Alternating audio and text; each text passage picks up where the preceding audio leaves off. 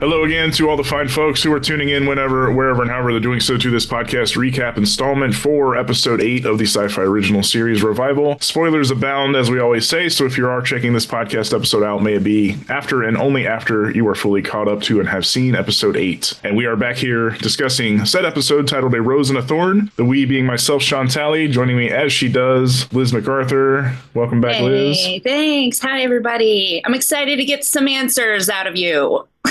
Good luck. I think we're going to, yeah.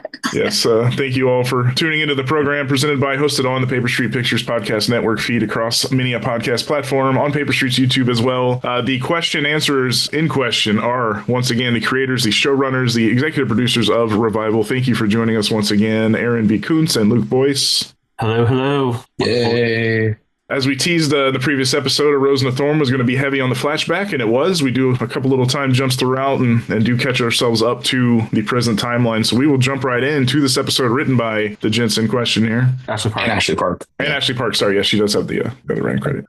A Rose and a Thorn, we actually open on an intertitle card that reads 2 years before Revival Day. And we see a young, banged Martha Cypress, which is important to Liz, talking to her mother, Patty. They are sitting at a little concession restaurant area of a bowling alley. And Em is discussing going to college. They think Wayne will overreact, even though she says, the school's just a 15-minute bus ride away, but Wayne is Wayne. And working at said concessions is none other than young Rose Blackdeer. And her father, Jesse, actually enters and tries saying something to Rose, and she kind of loudly dismisses him, draws a little bit of attention to themselves. He says he shouldn't have to hear from their Uncle Don that she is leaving, and Rose says it's not a big deal, but Jesse persists, saying it's after her mom, Rose is all he has left, and if you leave, the land rights go back to the government. Rose says she knows, but maybe it's time to give that up. A stupid dream. He says it's not stupid, and he gets even louder with her, and she just asks, please, can we talk about this later? We actually cut to Rose now laying with May Tao. And yes, as many picked up from a line or two in a previous episode, they are indeed a romantic couple, May and Rose. Rose is complaining about her dad to her, but May says they're still leaving town and that tomorrow, Rose says, I am on that train to Chicago. And,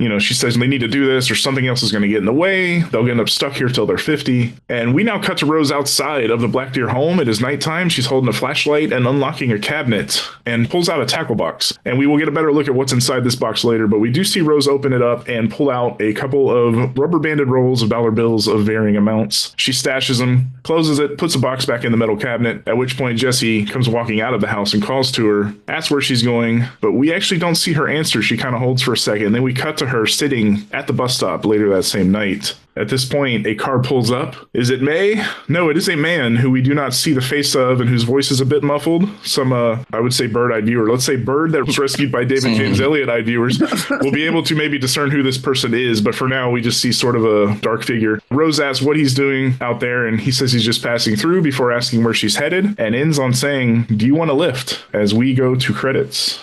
Dun dun. This is such a wild episode. Like when we talk about, 6 being one where we were met with so much resistance, this is the other one in a very different kind of way, because we wanted to tell this whole story of Jesse and Rose, and it was supposed to be our Bill and Frank episode. And we really wanted to go even a lot further into this. And I really wish that the world could have heard and seen the scenes that, in particular, Ashley Park wrote of Jesse and Rose together, growing up together, their life. It just was really, really beautiful. It was part of the audition process when we brought in Brandon Oakes to play Jesse. He actually did a scene from that, and it made me cry. It just was so, so special. And we had this really amazing structure of an episode, I gotta say, that I think we were really, really proud of. And then that all got scrapped. And there was a lot of, this is too much without our main characters. We can't divert this much. We can't go here. So even though Luke and I had planned this, episode 8 being the Blackdeer episode, and this was in our pitch deck. This is stuff that we have thought of and we're pushing and we're excited about before we ever even had a writer's room. And it's so funny. I very recently, somehow I was searching in my email and I found like an old thread, and it was on episode 8, and it was like 90 emails. And it's me, Luke, and Ashley, and then Marushka, who's our amazing story editor. And we're just like going back and forth, just trying to figure this shit out. Just keep in mind, this is past the writer's room, right? So we had established what we were doing in the writer's room. Now we're on set with Block 1, and we're filming and we're shooting and we're working, and it's hectic enough. and all the things that were going wrong there. And then it's like, we have to rewrite this episode, like completely rewrite the episode. So we're doing that. We're going through. Then the first version of that comes in and it's like 56 pages. And Luke, I don't know if you remember, I mentioned this in Slack the other day to the writer's room, but I'm there and we're like, okay, yeah. And like the three of us, you, me, and Ashley, we're all like, okay, we think this could be it. This feels like it addressed everybody's notes. And then I couldn't sleep because I hated it. It's like, this is awful. And it was driving me nuts. And I'm like, we're not moving anything forward. It's like trying too hard to do these things and all this.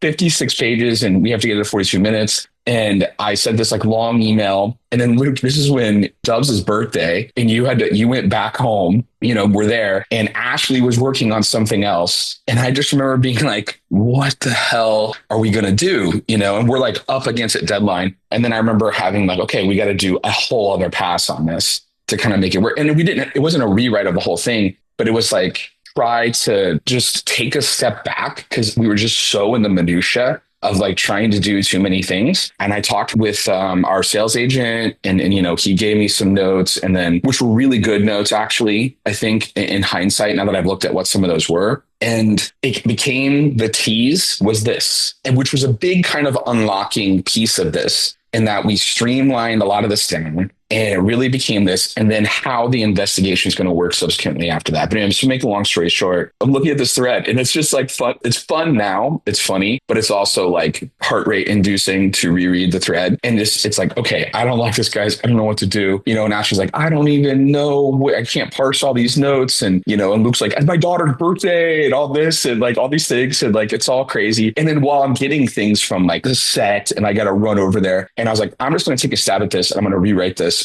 And then I delivered a version and then I'm immediately like, don't read that. Never mind. That's not good. And then I do another one. And it's like 4 a.m. and then it's 6 a.m. and then it's like 1 p.m. And then I'm like, well, I got to go. We're going to shoot, do this other thing. And then it just kept going. And then somehow over like a 4-day span. And then like I sent it over and then Luke was like, and I'm like, is this even working, guys? And I remember Luke, it made me feel so good. He was like, oh my God, this unlocked this kind of works. And it just was complete and utter chaos. And then we got it. But everybody was like, they had to start prepping this episode. We had to get these things going. And it became this like last minute, was truly one of the most last minute scripts we had. And I'm just looking at this stuff like Marushka's emailing, like, you have to send this now. It has to go now. Like, this is it. And then we did. And now all that considered, all the things that had to be done, it is right there with episode 6 as one of my favorite episodes. And reading the thread, I still don't understand how that happened.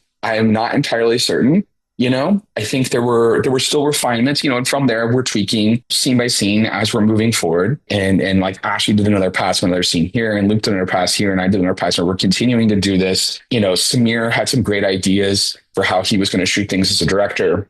And it is a miracle that this episode is worth a shit, that it worked. And so, sorry, I just want to give that whole contextual background because I just reread this and it just like, it blew me away. And now, Luke and I have talked about this for the longest time, like 6 and 8 are 2 favorite episodes. And just to be so proud that like all the things that could happen and it still became what it is so emotionally raw. And I think what we had to do is realize that watching Dana investigate Blackdeer is going to be really exciting. Whereas before, we just really wanted to focus on Blackdeer and Rose and Jesse, which is beautiful. And again, I really wish people could see those scenes. There's also more Blaine. I'm not, jumping ahead here, but there was more Blaine and Rose and that whole background and what's there. That is something I do hope in the future that maybe we could peel back some layers on, because I think it's really, really special and really interesting. But I digress. It just was absolutely insane. And but then this,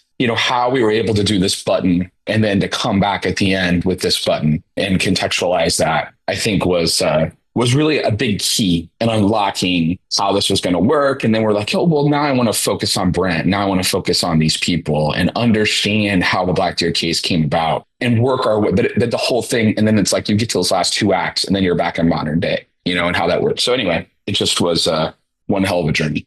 Yeah, it's you can finally breathe. Yeah.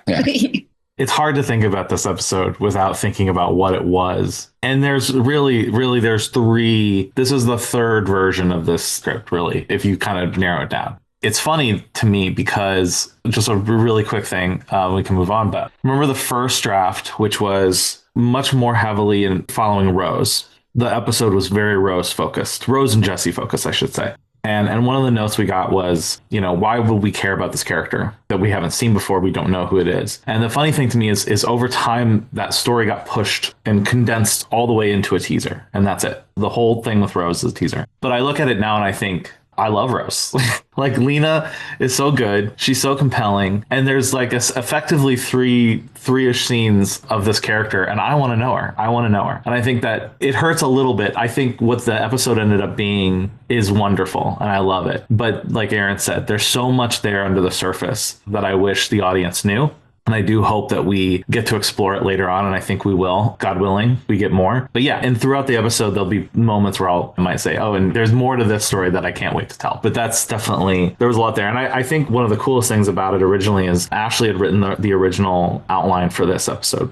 And we had talked in the writer's room about doing it. A lot of indigenous cultures sort of tell stories non-linearly. And so that was one thing that we wanted to do with this episode, was tell it. And that was where we kind of first hit up against some of the pushback. Was we were getting a little esoteric with our storytelling on what is, it's a cable television show. So understood, but it was beautiful. Someday, maybe, hopefully some people can see what was there, in some form or another. But yeah, just to reiterate what Aaron was saying, it was always a special episode, and considering how much got changed and how much had to get condensed and compressed, it is amazing that it is where it is, because I do love it.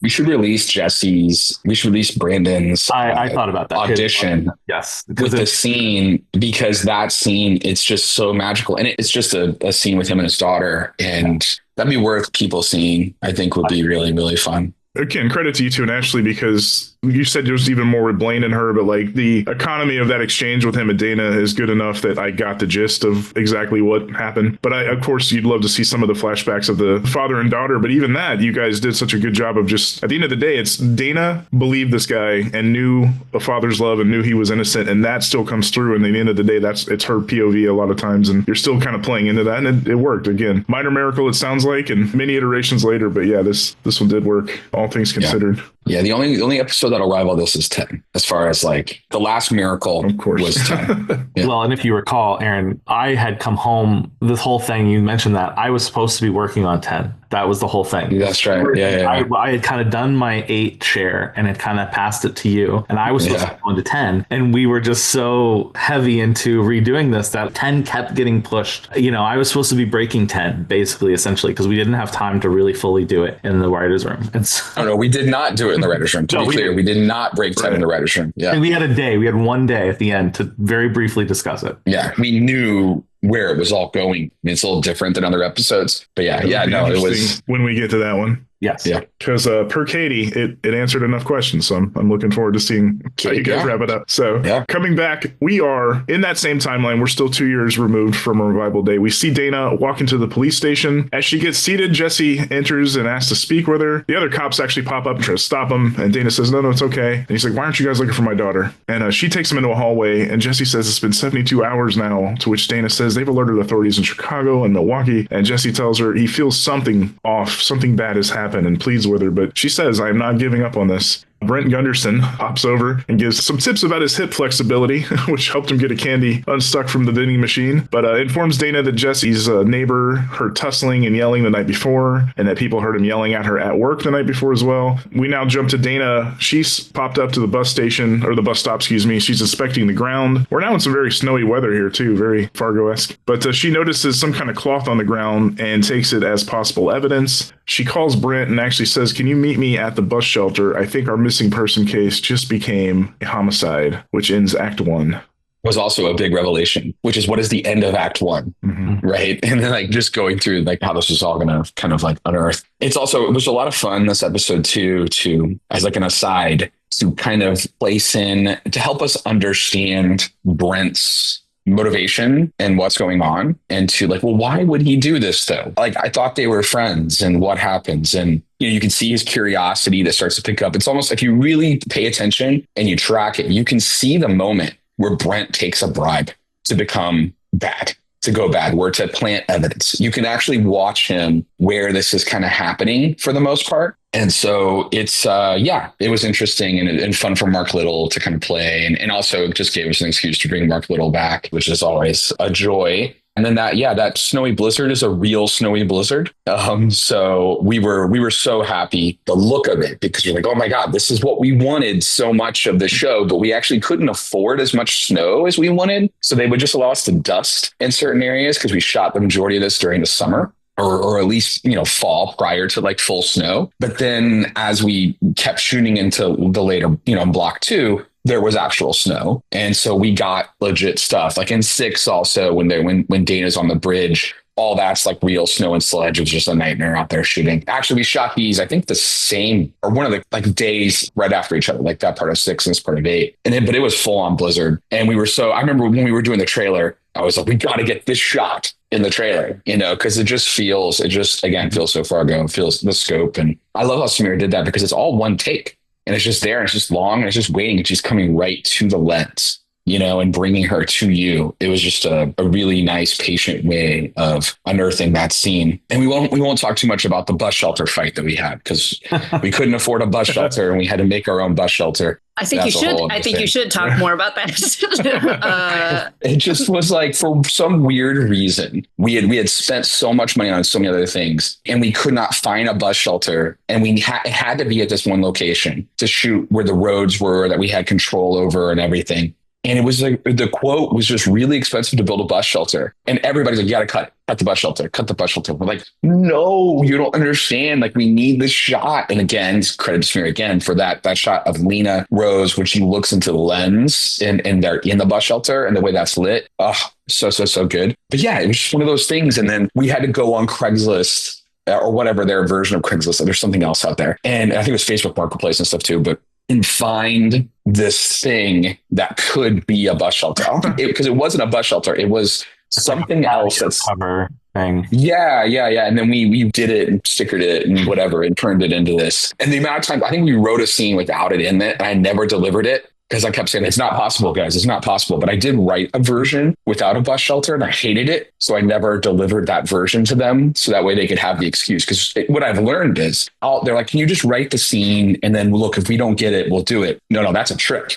And if you write it and you give it to them, then that's it. That's the scene. And they just delete basically whatever happened before it. So it took me a first block to realize that I should have known. I was better in move. And so I never deleted that bus shelter, thank God, because I think it's really important.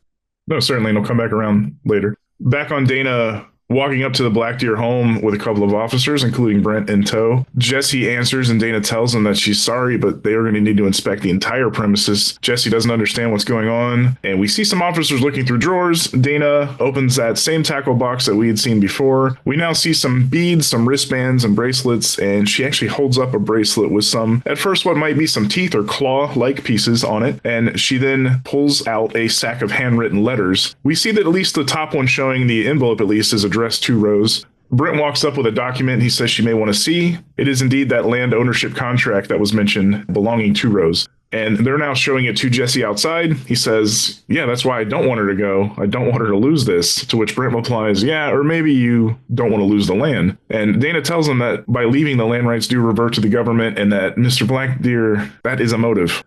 Dana then arrives at Uncle Don's remote RV home that we have seen in the present timeline. She tells him that Rose told the council of her intent to relocate, but why did she keep it from her dad? Don suggests that Jesse's a proud man, but he's protective of his family and their ways, first and foremost. And Dana, he plays to her parental thing. He says, you're a parent. What would you give up for your child? Which kind of makes Dana think there.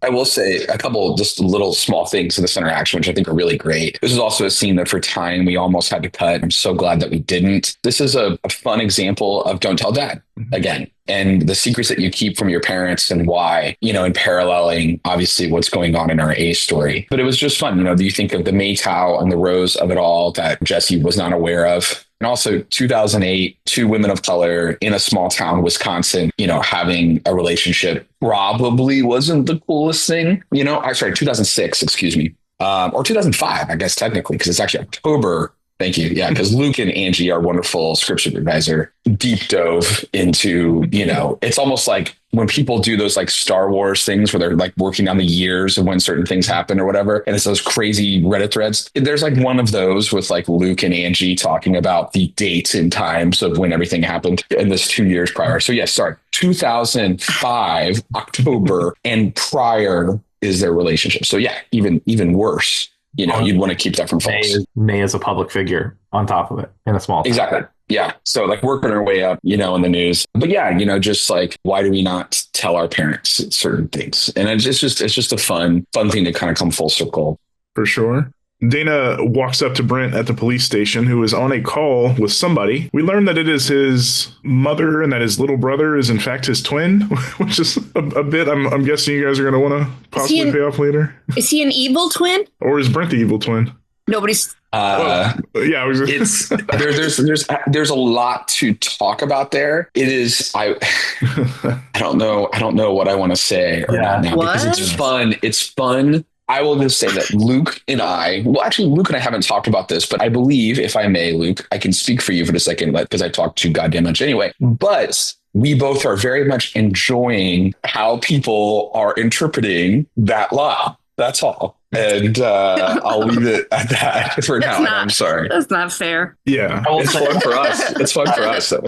Yes. I will say it's one regret I have is that there's in the police station, there was a donation box that we built for Brent's mom. And it was one of my favorite elements, and I have a picture of it. There's on the donation box is a bunch of pictures from Brent's family, and there's a couple pictures of Brent and his twin with their mom on the thing. And we shot it at one point. There was a scene, or maybe the scene didn't get shot. I don't remember, but it was on Jeannie's desk, and I was so looking forward to Eagle Eye viewers. Or do we need to do another bird? Are we going to go through birds again? I don't know. Yeah. Actually catching that picture. Maybe one day we'll post that as well. I think it actually is in the background, still in one of the shots. You're just never going to notice. Yeah, it might be. Yeah, I think it is when you pass by Janine's desk in these flashbacks. I think you do see it for a second, but it was fun to Photoshop Brent and Brant. I can't remember what we were going to call him. I like Brand. If that's it, that's a funny. Yeah, Brent and Brant, but it's ANDT. So no, look, I mean. And anyone who's like doesn't know what to think about this, it's really Luke's fault. Luke texted me in that famed weekend of my diatribe at the beginning of this episode when I'm left and I'm like trying to rewrite this new thing. And then Luke texts me something and then I'm like, holy shit. And then I just send him a screenshot of the dialogue. And he's like, no, you didn't. I'm like, I just did. And what's going to happen is in 5 years, there's going to be a Reddit thread where somebody says, this scene, it's Brent. This scene, it's Brant. It's a prestige moment where like, no, this is the bad twin. Every time Brent's bad, it's going to be Brant. Of every moment that's Brent and every moment that's Brant based on all this shit now. We could be so lucky. We could be so lucky. Right. Yeah, no, that's now we're getting into like, okay, now we're cooking. Yeah. No, thank you for mentioning, because it struck me too when he was like kind of sliding the brother and then just like in passing mentions his twin brother. I'm like, the hell? Okay, that could lead to some fun. But the end of the scene is actually, she does ask if anything came up about the stack of letters, and he does say, yeah, they're all addressed to someone who goes by the name of Bear. So first time we'll hear that, and for a few times in this episode. So if you go back and look at episode 7 and you look on May Tao's murder board, at the center square of her murder board is Bear. And Liz promised she was going to screenshot it and stare at it for a long time. I don't know if she did. No. What? I said you were the one who promised you were going to stare at the screenshot of the murder boards. It looked like she was staring at it right there. I was literally in my head like, I was like not listening at all. You were thinking of it. It looked like you were looking at the murder board right then. It was and like, in my you're like, brain. I'm doing it right now. The murder board in my brain. Liz was doing a pose to match the judgmental kids behind her in the pictures. She was like the fourth one. Yeah. Think no evil. You were think no evil. You were the fourth. I need to stop thinking while we're talking. Yeah, you need to watch the video version. Yes, Dana is now poring over. She's got the letters on her desk. She's looking at them, trying to get some information. Wayne actually comes in and slaps a newspaper down in front of her with a header that reads, Blackdeer case lingers. He says, you want to tell me what that is? And, coming to theaters this week, Naked Gun, she gives an answer that would make the Zucker and Abrams family proud. That's all Luke, by the way. Yeah. That's a Luke line that I love. I love that line. I need to go to the hospital. What is it? It's a big building with patients. That's not important right now. But she goes, yeah, it's a newspaper. Good job, Luke, on that. That cracked me up. He tells her, you told the Wausau Chronicle that Jesse's no longer a suspect. She goes, no, he remains a person of interest. And Wayne says, they got to build a case here. She points out that those letters are long, rambling things. And the last one even talked about her leaving. Dana says, so far, all he's guilty of is fighting with his daughter. Sound familiar? And Wayne says, nope, they're doing another search of the property tomorrow. And Brent even said, she's like, Brent think that's a good idea. And he goes, oh, Brent agrees. What could it hurt? So Brent said it would not harm a tick on a fly on a tick, whatever that's the right. hell that means. Yeah. Which is a callback. Well, which is a callback because the first time the first iteration of Brent that I was writing, I went way too far with the fucking random Wisconsinisms. Like that it was too much. And it was just like, he was like over the top and we had to pull it back. But the one that we kind of left in was like, he's hanging on to it like a tick on a hand or something like this. And I was like, okay, we can still keep that one in episode 1. But then the idea that like, that's the kind of shit that Brent says all the time and that Wayne would get confused and be angry and then try to recite one of his lines back was like, even though this is technically prior, it's 2 years prior, but he still, in my mind, has been saying it for years. So it was fun Wayne's version of a Brennism was fun. Like whatever the hell that means, walking away. Yeah. I also have to say, just a little hint here that all of David's lines here are ADR. Amazing. And it's amazing how good, because he had lost his voice. So he got so sick during this thing. And there was like a couple days where his voice just got to a point where it was so bad. And, we had the tightest schedule in the world. So we couldn't just take days off. And so, yeah, poor David did this scene with nothing. And, and it's so good. And he's amazing at ADR. And he did a phenomenal job. You can't tell at all. It's so good. It's the only reason I'm even saying this, because I don't like to give away those secrets. But in this case, I felt so bad for him because it was a great performance, even though he couldn't get it out and he still was able to do it in the studio. But there's a few scenes and some of them you can see he's a little more gravelly, that we left in because his performance was so good. But there's a couple scenes in here and a couple of 9 where he had to do that. But the poor guy, he was like on his deathbed. He had to end up getting these antibiotics and all this stuff. Oh, wow. He wanted to come in, too. He was such a trooper. But he's like, no, I'm doing this. I'm okay. I can do this. And then we're like, are you sure you're okay? And yeah, he was eager to still make it happen. And yeah, David's such a trooper. Yeah. Yeah, I definitely did not notice. Dana, now at the vending machine herself, we get a fun shot from inside of it looking out at her. Her candy also gets stuck, and after a few smacks on the window, she takes Brent's advice and hip bumps it to jar it loose. And she then notices a flyer of something. We kind of get a better look at it in a moment. Back at her station, she's combing back through some of the photos and sees that same beaded necklace as one of the evidence photos with the claws that she saw in the tackle box. And at this point, she looks at that flyer. And we do see it's a flyer for Blaine, possibly for his radio show, because we see like the radio tower signal in the corner of it. And this gives us Dana showing up now to Blaine's garage. Again, this is 2 years ago, Blaine. He answers the door with a backwards cap. And this is what ends Act 2. Yeah. I'm glad you noticed. It's interesting because if you look, you can tell that it's for Blaine's radio show, but I think 95% of people won't notice that. So the real reveal becomes the knock and then the hat that's there. I remember the first time when we were talking about doing the backwards hat, I got so scared because I'm like, is this going to be like Tobin Bell in the Saw flashbacks if you've seen him do that, which is so bad. And how do you do fellow kids kind of look? Yeah.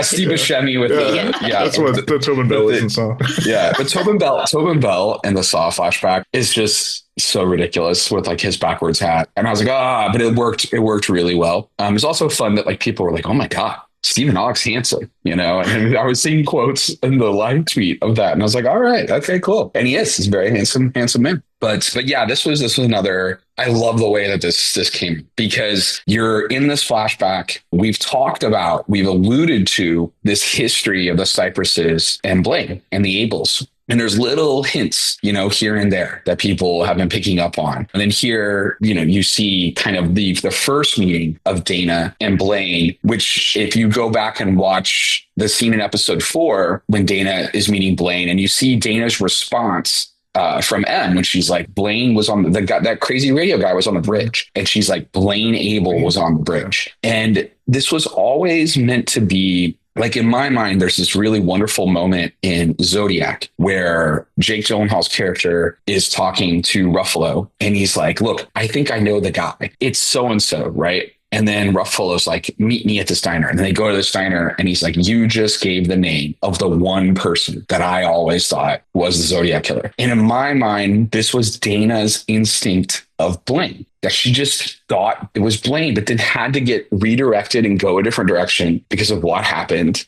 And then that became it. And then when she finds out that M's on the bridge, it was like, oh my God. So like, if you think about this coming forward, I just think it really helps those scenes and you realize what those interactions mean. It just colors everything very differently. And I think it's, I'm just really proud of how that came about. Yes. As we come back, Blaine is welcoming Dana in and she asks, where were you on November 5th? He says, I believe I was traveling. Do you travel a lot, officer? And she says, Cyprus. And Blaine's reaction is Cyprus, no way. But she asks again, and he clarifies, he goes, I was in Myrtle Beach. And she asks if he has any proof. And would those receipts happen to say Blaine or Bear? Blaine, we see at this point, is also wearing a similar necklace under a couple layers. Again, matching what was in the box, the tackle box. So he looks cagey when she does say that. And Dana keeps on saying, Rose Blackdeer gave you that necklace, didn't she? A bear claw for her bear? And what did you give her? After a beat, Blaine says, Rose was special to me. She understood me. And Dana dismissively says, I bet. So Blaine, kind of snaps at her like, don't do that to me. It's not like that. She saw me for who I am. And Dana, again, she's half your age. You expect me to believe that you just cared about her writing. But before they can go any further, as Aaron said, like some of this gets left unsaid. She gets a radio call from Jeannie saying they did find some at the Blackdeer house that she's going to really want to see. And Dana tells Blaine she will be back and they will talk again. Dana arrives at Jesse, and Wayne is actually perp walking him out to his cruiser, handcuffed. Jesse says, I don't know how that got in there. Dana, you have to believe me, as he sees her walk up. She asks what's going on, and Wayne says it is over, and it is time to move on. Brent then walks out with the evidence bag and says, it's not good. It's Rose's shirt. Found it on the side of the furnace. It must have fallen down when he was burning the body. Dana says, that does not make sense. How could we have missed something like that? Dana goes into the interrogation room now at the police station where Jesse is cuffed to the table. Brent actually tries to join her, but she makes him stay out of the room. Who knows what Brent was going to fuck up with that conversation if he had got in there. But Jesse tells Dana, he never should have trusted her. And she's now at her desk, and a leak is dripping from the ceiling tile above her desk where she puts her big hug mug over the drip spot. I would say that's a Paper Street Easter egg, no? The big hug mug, Aaron, you've used that before? It very much is. Yes, that is. Yeah. So the big hug mug, which is from True Detective that he had, which is also those exist in the world, like in True Detective. So it's not like it's for that show, but I bought one of the ones from True Detective because I was so obsessed with the first season of that show. And then I started putting it in a ton, and it's in Camera Obscura, it's in Scare Package, it's in Lucky McKee's movie, not Old Man, but another one. It's in a bunch of movies that we had done. But it's also this drip, I'll say, like if you're tracking, like you see it in episode 1, you see it in I think 2 or 3, and then this is the start of that drip. So it's its own little arc. There's its own little story here. Yeah. Well, everything. I mean, truly, like, we say this, but like everything there's something that we're trying to say, and you'll understand even what that means in future episodes to some degree. And I think it is weird. Like when I first wrote these drafts of 1, and I put this like drip thing. I remember actually Shawn, a short film that we worked on together called Honor Student, where Peggy's staring at the clock and she's waiting for the time to tick down. And it's when you just have that job that you just hate so much that you just stare at something hoping like that time will move faster, and you're just doing anything to escape. And I think so many people have been there and had that kind of job. And I think that was a way of establishing what Dana, the world that Dana's in, of just like, I just hate this place and I want to get the hell out of here. And what we're saying is the start of that feeling for her really started to percolate and build at this moment, the Blackdeer case. and where this was. And then there's a last button on this in episode 10, I'll just say as well. But it was just a thing that I was like, this is the kind of show that you would never be able to do. That's why my argument for keeping it in the whole time, because it's annoying. You have to like shoot this panel and get the water droplets and all this. And there's even a VFX droplet. I'm like, it's too many drops and this many drops and like all this stuff that we're doing, and I had a couple people like, why does this matter? I'm like, because the really good shows get to do shit like this. So this is going to be like our one thing that we're just going to keep through. And it's going to feel a little, the really good shows get to stop and tell story in a different way, and I was like, let's just have something like that. And so that was my point. I can't believe it stayed in. Like this and the Harry and Henderson jokes are the two things I thought for sure were going to get cut. And both of them stayed in a very different way. And then also, you start, if you watch again, you see Brent. And it's like, is Brent looking to go interrogate Jesse, or is Brent just wanting to know exactly what Jesse's saying to make sure his story is going to add up, or to report back to whomever is asking Brent to do something potentially and let them know what's going on. Let them know that. Or Brant, or it could be Brant. Yes. Is that Brant trying to get into the room in that moment? We're going to find out later, like ear flaps up is Brant, ear flaps down is Brant or something. No. Oh my God. Someone will do the deep dive. Dana is shaken out of her clock watching, her drip staring by May Tao walking in and yelling that the entire department is rotten to the core. Boy, was she not wrong. That he was your friend, telling Dana specifically he trusted you. Was it you who planted the evidence, or was it your dad's? Just pin it on the native man. Some things never change. And Dana tries to get her out of there, but in walks both Brent and McCrae, and Brent appears to be helping McCrae, who is both limping and has a bloody nose that's kind of tissued up. Gunderson says McCrae got jumped in the car by Blackdeer while taking him to county, and now he is on the run. Did have to cut a line here. I will say that I still hate that we had to cut for time, which is it's McCrae and she's like, what, Blackdeer? And he's like, you uncuffed your big ass friend. I think you still see it. You see that she uncuffed him. The idea is that then McCrae's the one taking him. McCrae's kind of a goofy fuck up anyway. And then that's when Blackdeer's able to, in my mind, overtake him, knock him out, get the car, try to get out and then go on the run. Or run into the woods. I would have liked that line, but you kind of get that McCrae sucks, so like he could get over. But that would have been a nice line. We had wrapped him as an actor, and we brought him back just for this little moment, which I thought was important that it was him. And also, look, I think it's worth taking a moment to talk about murdered and missing Indigenous women and like the history that's happening throughout North America, and it's pretty horrendously awful. I wish we had the time. We could have put a donation link or something at the end of the episode. I think would have been really cool to do, just because of like, this is still to this day, the amount of unsolved cases and what are there. And it's pretty horrific. And that's also part of why we wanted to do a whole episode about Jesse and Rose, because I think this topic deserves more than what we were able to do in the show. And, that happens and how it got cut down, as we've talked about. But the other really, for us, we're hoping people are connecting and are excited about is you're seeing the history of why May Tao and Dana are at odds, and May Tao comes in because her lover was murdered and is missing and taken. And she does not trust this police force because there's no way it was Jesse. She knows it wasn't Jesse. Couldn't have been him. She doesn't believe that for a second.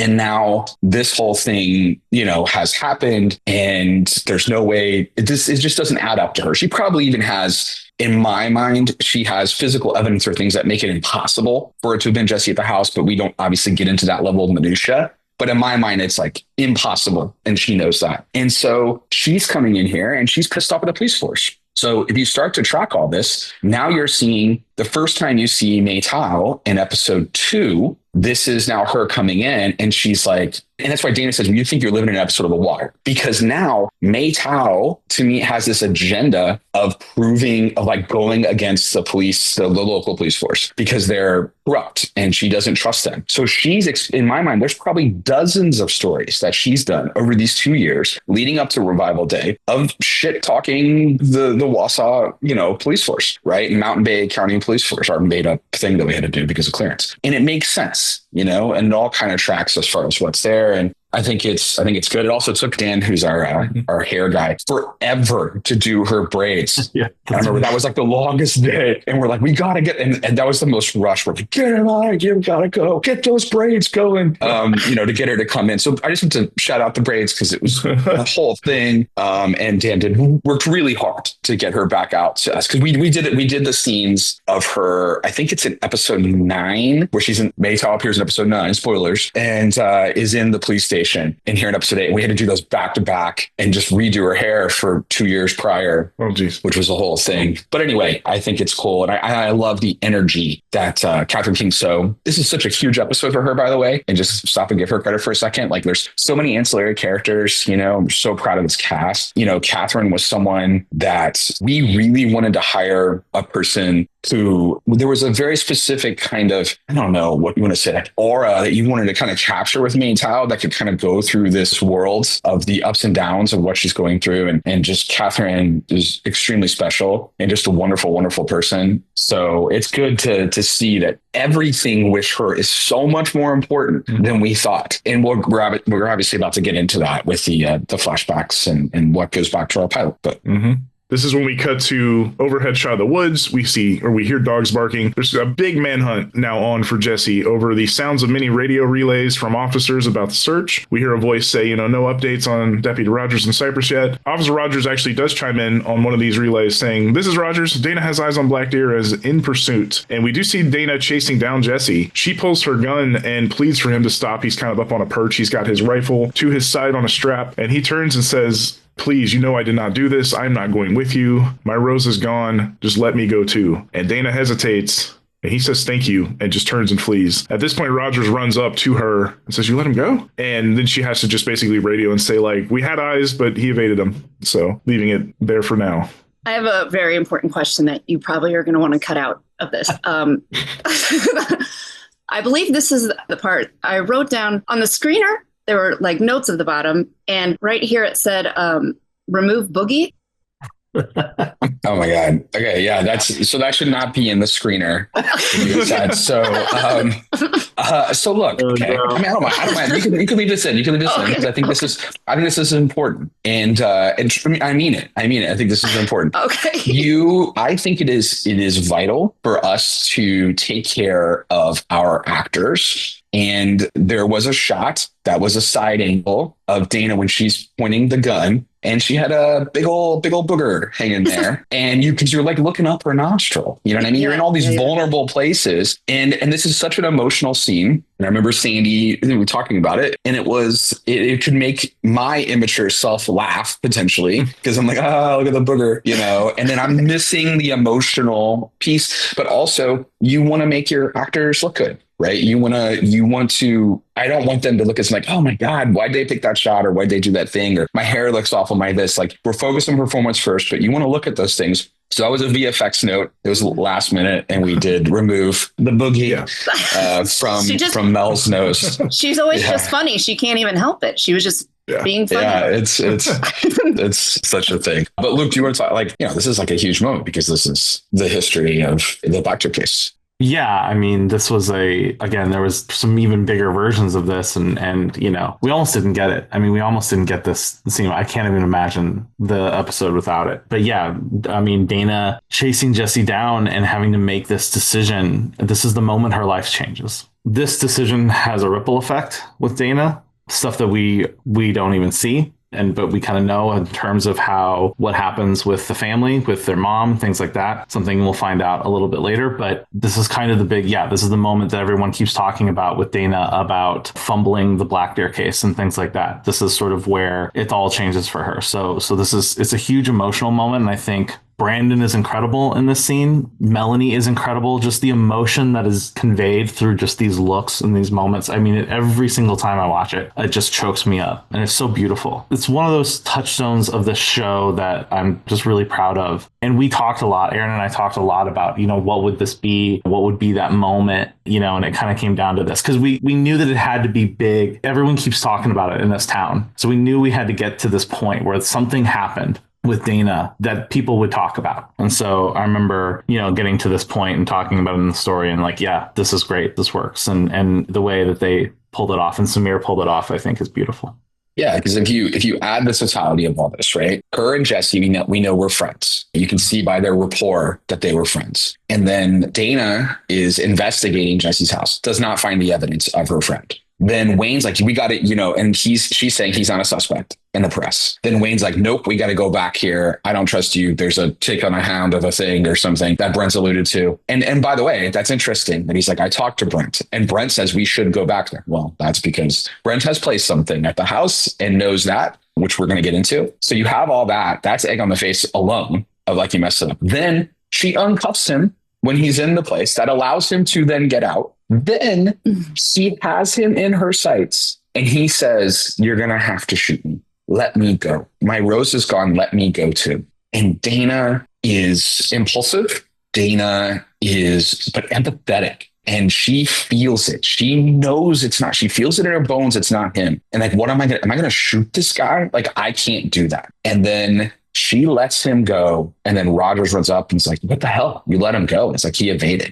And so you can only imagine, we don't have to show the scene there. I think I know what Wayne does. I think everybody knows what Wayne does when it's like, you let him go. What the hell is wrong with you? And that's why when you cut to 2 years later, the very first scenes with Dana, and when she gets the phone call from her dad, when she's with Ibrahim in the car, and he's like, she's on dead animal cleanup duty. And this is because from this moment on, she is stuck with the shitty cases. Mm-hmm. That obviously ends up becoming a much more important case for her. But those are the type of things that she's gotten ever since the Blackdeer case.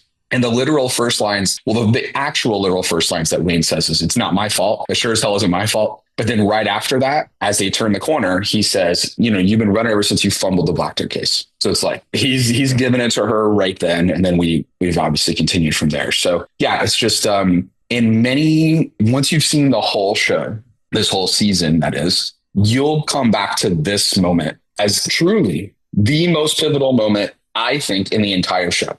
Because it doesn't make sense quite yet. That's not all. It hasn't coalesced because there's just a ripple effect of things that end up happening. And one could say, oh, I can't say that. I can't say that. That's giving away too much. I was really close. I was really close to saying something. And I think that will be too much. But it is truly like almost our 0 day.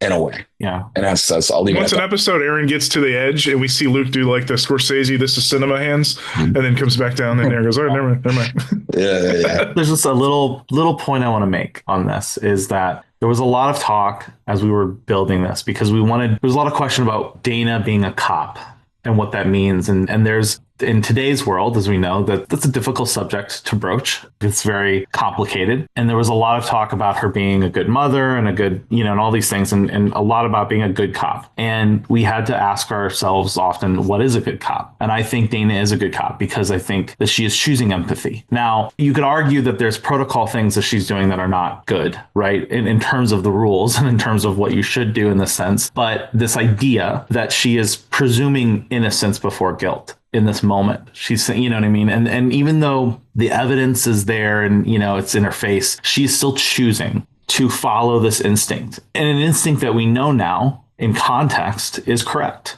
And so there is, I think, this interesting thing to look at here going, is she a good cop? You could make that argument that maybe she's not because of how she followed protocol, but I think we're making the argument that she is because she's acting with empathy and she's acting human. And I just think that this moment kind of culminates in that for me of just who Dana is as a person and as a character. Yeah, that's wonderfully said, Luke. That's wonderfully said, because I also thought of a joke while you were saying it, but I didn't want to say it because what you were saying was so beautiful. It's complicated. But same. Anyway, this is how our writing would I had similar thoughts. Yeah, I thought Aaron was going to go with it's acomplicated. Well, there's that too. I mean, but I will say it was very important not to do a propaganda show. Yeah. Luke and I have our opinions about the police force in the United States, and yeah, they're not good. There's a lot of problems right now, and we don't want to do a show that's glorifying that. And that's why May Tao is right, that it's rotten to the core, because it is. It is rotten to the core. And I think that was important. But Dana being the one who was right. We talk, like, literally Dana talks about her gut. My gut says, and then it gets shut down like every time. And now what we're learning is that this wasn't egg on her face. She was right. She was right not to do this.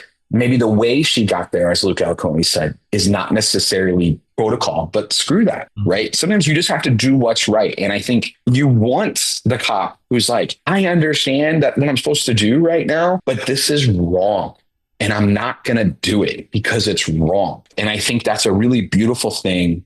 Love the way you said that, Luke, and that of how that's coming to Dana. It's just informing Dana's character. And for her to, we were breaking the whole season and it's like everybody kind of shits on Dana. We had a lot more of that actually going on. And we kind of pulled that back a little bit for a variety of reasons. But to get here and just be like, oh my God, Dana was right. I think was a really important arc for this episode. Well, to your earlier point, you didn't need to show the fallout of what Wayne, how he reacted, how he disciplined her, how he demoted her in a sense, in the following year and change. What we do here is we have a title card, the first of two that's going to catch us up to the present timeline. We jump now to one title card saying 2 months before Revival Day. So we have jumped nearly 2 years forward. So May Tao is now talking to Nurse Darlene, not to be confused with Old Lady Arlene, but the fun nurse from the Pterodactyl Shots. At the bowling alley, she talks about her bowling team, which happens to include Brent Gunderson, their best player.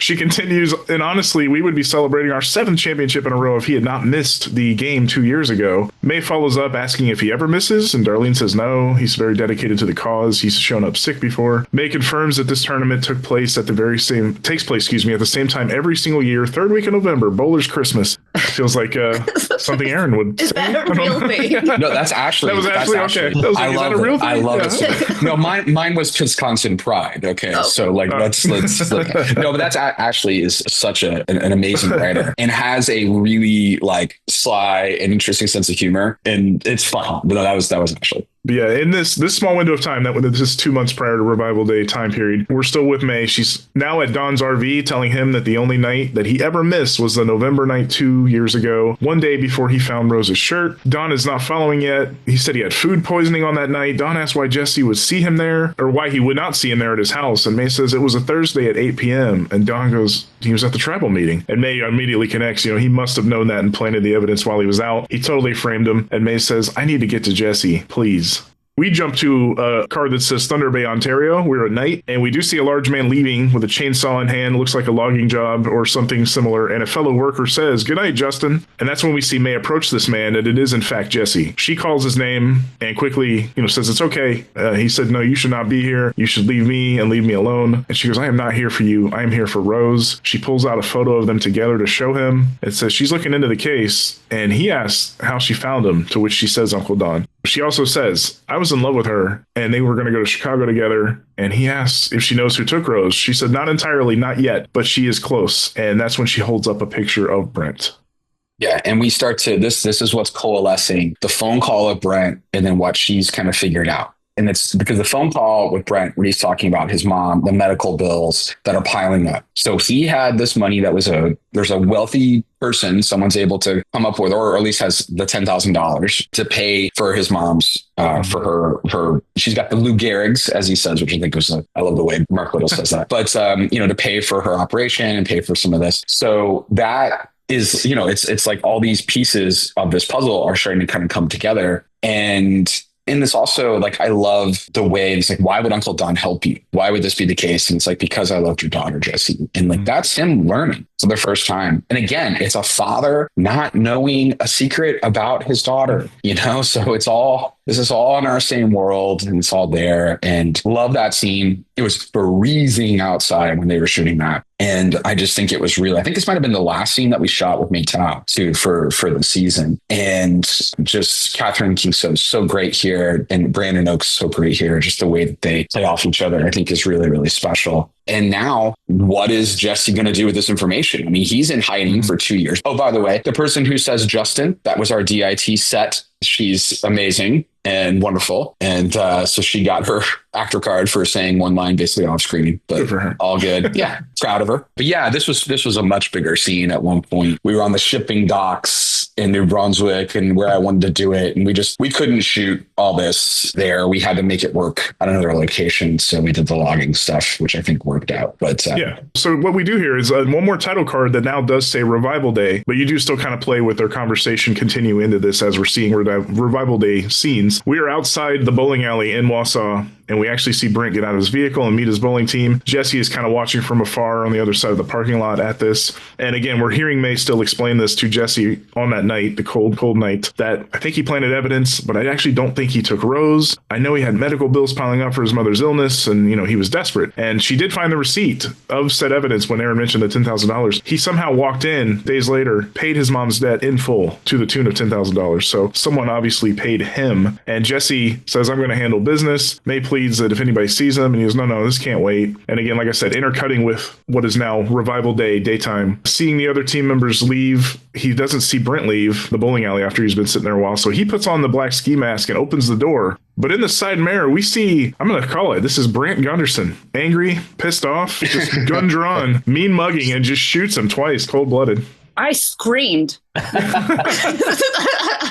Yeah, the way Samir shot this was so good. It was good. Yeah, it has that really kind of De Palma-esque feel to it, which I love it. Yeah, so. The score helps too. The building of like this tension building score, the intercutting. We tried a number of different ways of piecing this all together. The intercutting was always our favorite. Credit goes to C&D. Samir, I think, first had the idea of how to do that when they were working together. It had to be, we had to be very economical. There was a lot more of the Jesse back and when does he get killed and what's there. But I think it's just about the understanding the point of like, he's been in hiding. Yet people can't know where he is. He's got this alias. And if you look at where Thunder Bay, Ontario, it actually kind of from Wisconsin, you cross the border and you go a little like it's actually a good place to kind of hide out in Canada. Would make a lot of sense. And yeah, and then you're trying to, there's this like revenge story that's going on with him in his head, which obviously plays into our finale as well. And what that means and understanding, him having to come to an understanding of what that means, which we'll get to. But yeah, it's like, nope, I'm here to handle business. And it doesn't go well. There is one more short scene here before we end Act 4. It is now May in the morgue with Randy on Revival Night, and she does a look and kind of ID the body of Jesse, who is in that box about to be rolled into the incinerator. And that is when we get some flashes of the very opening scene of this series, Jesse beating on the box, him escaping on fire, a jump to when Dana sees him that night kind of sizzling walking across the road, and then another shot of Dana looking at him at the RV, inside the RV, which actually does bring us right back to the present day Revival timeline of them all sitting in the RV together to end Act 4. Yeah, it was so fun. And it's been great. I even mildly passive aggressively, I apologize, on Twitter. I was like, so to the person who said May Tao was acting weird and they thought this was odd, why is she acting weird, this day, and the acting was off? Maybe because she's there emotionally dealing with the fact that this person who's the father of the woman that she loved, she believes was murdered, and she's there. The whole reason she's there is to verify that. And if you watch, in the first episode, you see her peek in the box. And if anybody's paying attention, it's like, that's weird. Why the hell would you do that? And I remember like people gave notes like, oh, cut that out. You don't need all that or whatever. It's like, oh, you have no idea. Which is fun. Which is fun because again, there's no innocuous scenes because that feels like, oh, this is just to show you a guy who comes back to life, runs out. And I love how like, there's even comments where people talk about like, oh, and this guy, what about the guy who came out of the incinerator? They're not even going to address this. They're not even going to deal with this. And it's like, just be patient, bro.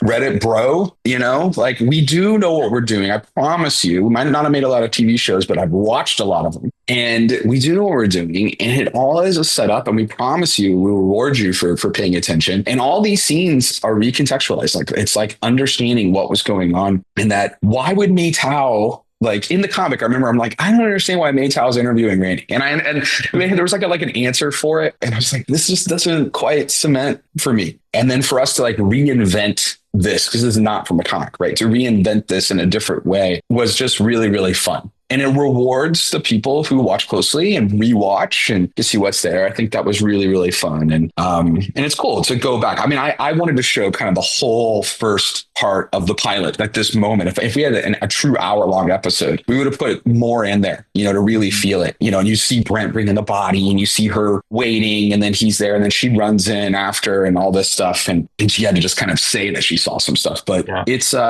just really cool to see that. And then sad to see, Jesse in that box and realizing, what this means. Yeah. I think the thing about the past version of this episode that I missed the most is that this scene was longer. We really kind of go more into that night, the crematorium, the revival night. And there's, you see Jesse run out and basically jump into what is effectively Moore Creek and try to get the embers and stuff off him. And as he does that, you see a passenger looking at him and he kind of walks away. So there was that moment there that it's the one thing I think I miss the most about this, and it doesn't, again, it's, it's not something that I think is vital to the story here, but it added more to it. And it just shows, I think the most amazing thing about this episode is that everything that's in it, and it's 42 minutes long. Like, as we are talking about it, I still kind of can't believe that this is a 42-minute long episode and that, we still fit everything that we do in there. So I feel like this every episode. I am like,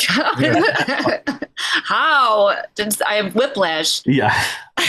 Yeah, I would argue. Yeah, we talked about 6 being action heavy, but it's really like 5, 7, 8 that have had so much just character moments that there is more to chew on, and it does feel like a meal, which is good. I like when an episode feels like a bunch of stuff has happened, and this is certainly one of them. Like, remember who I was before I started this episode? I was a completely different person. As I mentioned, we are now on the present revival timeline, back with Dana and Em, who are talking with May, Don, and Jesse in present day. Dana asks how all of this ties back to Em. May holds up an earring and then Em's pill bottle. Both ended up being found in Moore Creek, a sacred place, Jesse says. Em says she was murdered there. Remember how Mom used to say the water was special? It fixed me, but it also made me remember a man in an animal mask and a pentagram-like symbol on his chest, a symbol that has haunted her since Revival Day. She holds up her notebook with many drawings of it in there. Dana says, and I'm assuming Aaron did not have any carvings like that on his chest? Jesse says he followed her, which led him to Aaron. May says Aaron was shot by Brent. Is that enough of a coincidence? Dana said Brent did text Aaron around the time that Rose went missing, and the text file on that USB had the words dark blue Cutlass Supreme, as in the car make and model. Dana says, you mean Blaine's car? Again, with the tone of like, oh God, Blaine again. She asks if they have any reason to suspect Blaine. And Dom chimes in, that they have had land disputes with the Abels for decades, with Blaine's father offering a lot of money for their land at one point. Em says she knew he was there on the night she died for a different reason. Jesse just grabs his rifle and marches out. He wants to go after him. May and Dana, of course, try to stop him. Reviver or not, Blaine has a small army. That's why Em pops up and goes, you know what? That's why I'm going with him. I think by now I can take care of myself. And Dana, trying to be above board with it, says, no, we need to be sure. We might need a warrant, and we can get JP, who we all trust, to help. And we'll jump to later that night in a second. Yeah, oh my God. Okay, so of all the scenes in the entire season, this is the most packed amount of information in this little part. We were worried about it because we're saying, but all this is answers. Answers on top of answers on top of answers. So if you really start to kind of like peel back all these layers and think about what's being said. So Jesse goes back, gets killed. May Tao sees him at the crematorium. He runs out. And then after that, May Tao and Uncle Don are now they're going to help him. And he is going to he needs to move forward and follow Brent and see this. They have a tie to Aaron, and then that's going to lead to Em. So you're seeing all this stuff that's starting to come together of this investigation that May Tao and Jesse are doing together, right? Because you see when Jesse goes to Aaron's house, gets the USB drive, gives it to May Tao. What is the USB drive? What's on there? And there's presumably a lot of files that are on there. Aaron's obviously burnt some other stuff. But one thing that they could never understand was this dark blue Cutlass Supreme. And there was a text, on Brent's phone to an unknown number, or to Aaron, also saying dark blue Cutlass Supreme. So if you're really thinking about this, what does that mean? And then that is going to be obviously where we're going to find the body of Rose. And so it's time, again, there's more you'll figure out in the subsequent episodes, but there's a lot here. The earring, the pill bottle, what's there. Cause the pill bottle is what leads with understanding Em. And then Em is being followed and closely, tied to Aaron. So you can kind of see the steps of like, he goes where the sacred place was, where Rose was at, finds her earring, and then finds a pill bottle. Well, we now know this is where M was murdered. M, that night on the bridge, when she was taken by Aaron, which we've seen, was getting high. She was high on the bridge. She had her pills with her. She's taken, and as she says to Ibrahim, this is where I died. And she sees these flashes from underwater. So that means the pill bottle would have come out, presumably during this situation. And then they find it near Moore Creek. So him knowing, well, Rose's earring was here and this was here. These are two women, this time period apart. What does that mean? And that leads, them on this investigation. And May Tao, you're seeing, is pretty savvy at trying to like piece together some of this stuff and what it is and what she's been looking at, kind of as her side quest this whole time. But there's just so much packed in.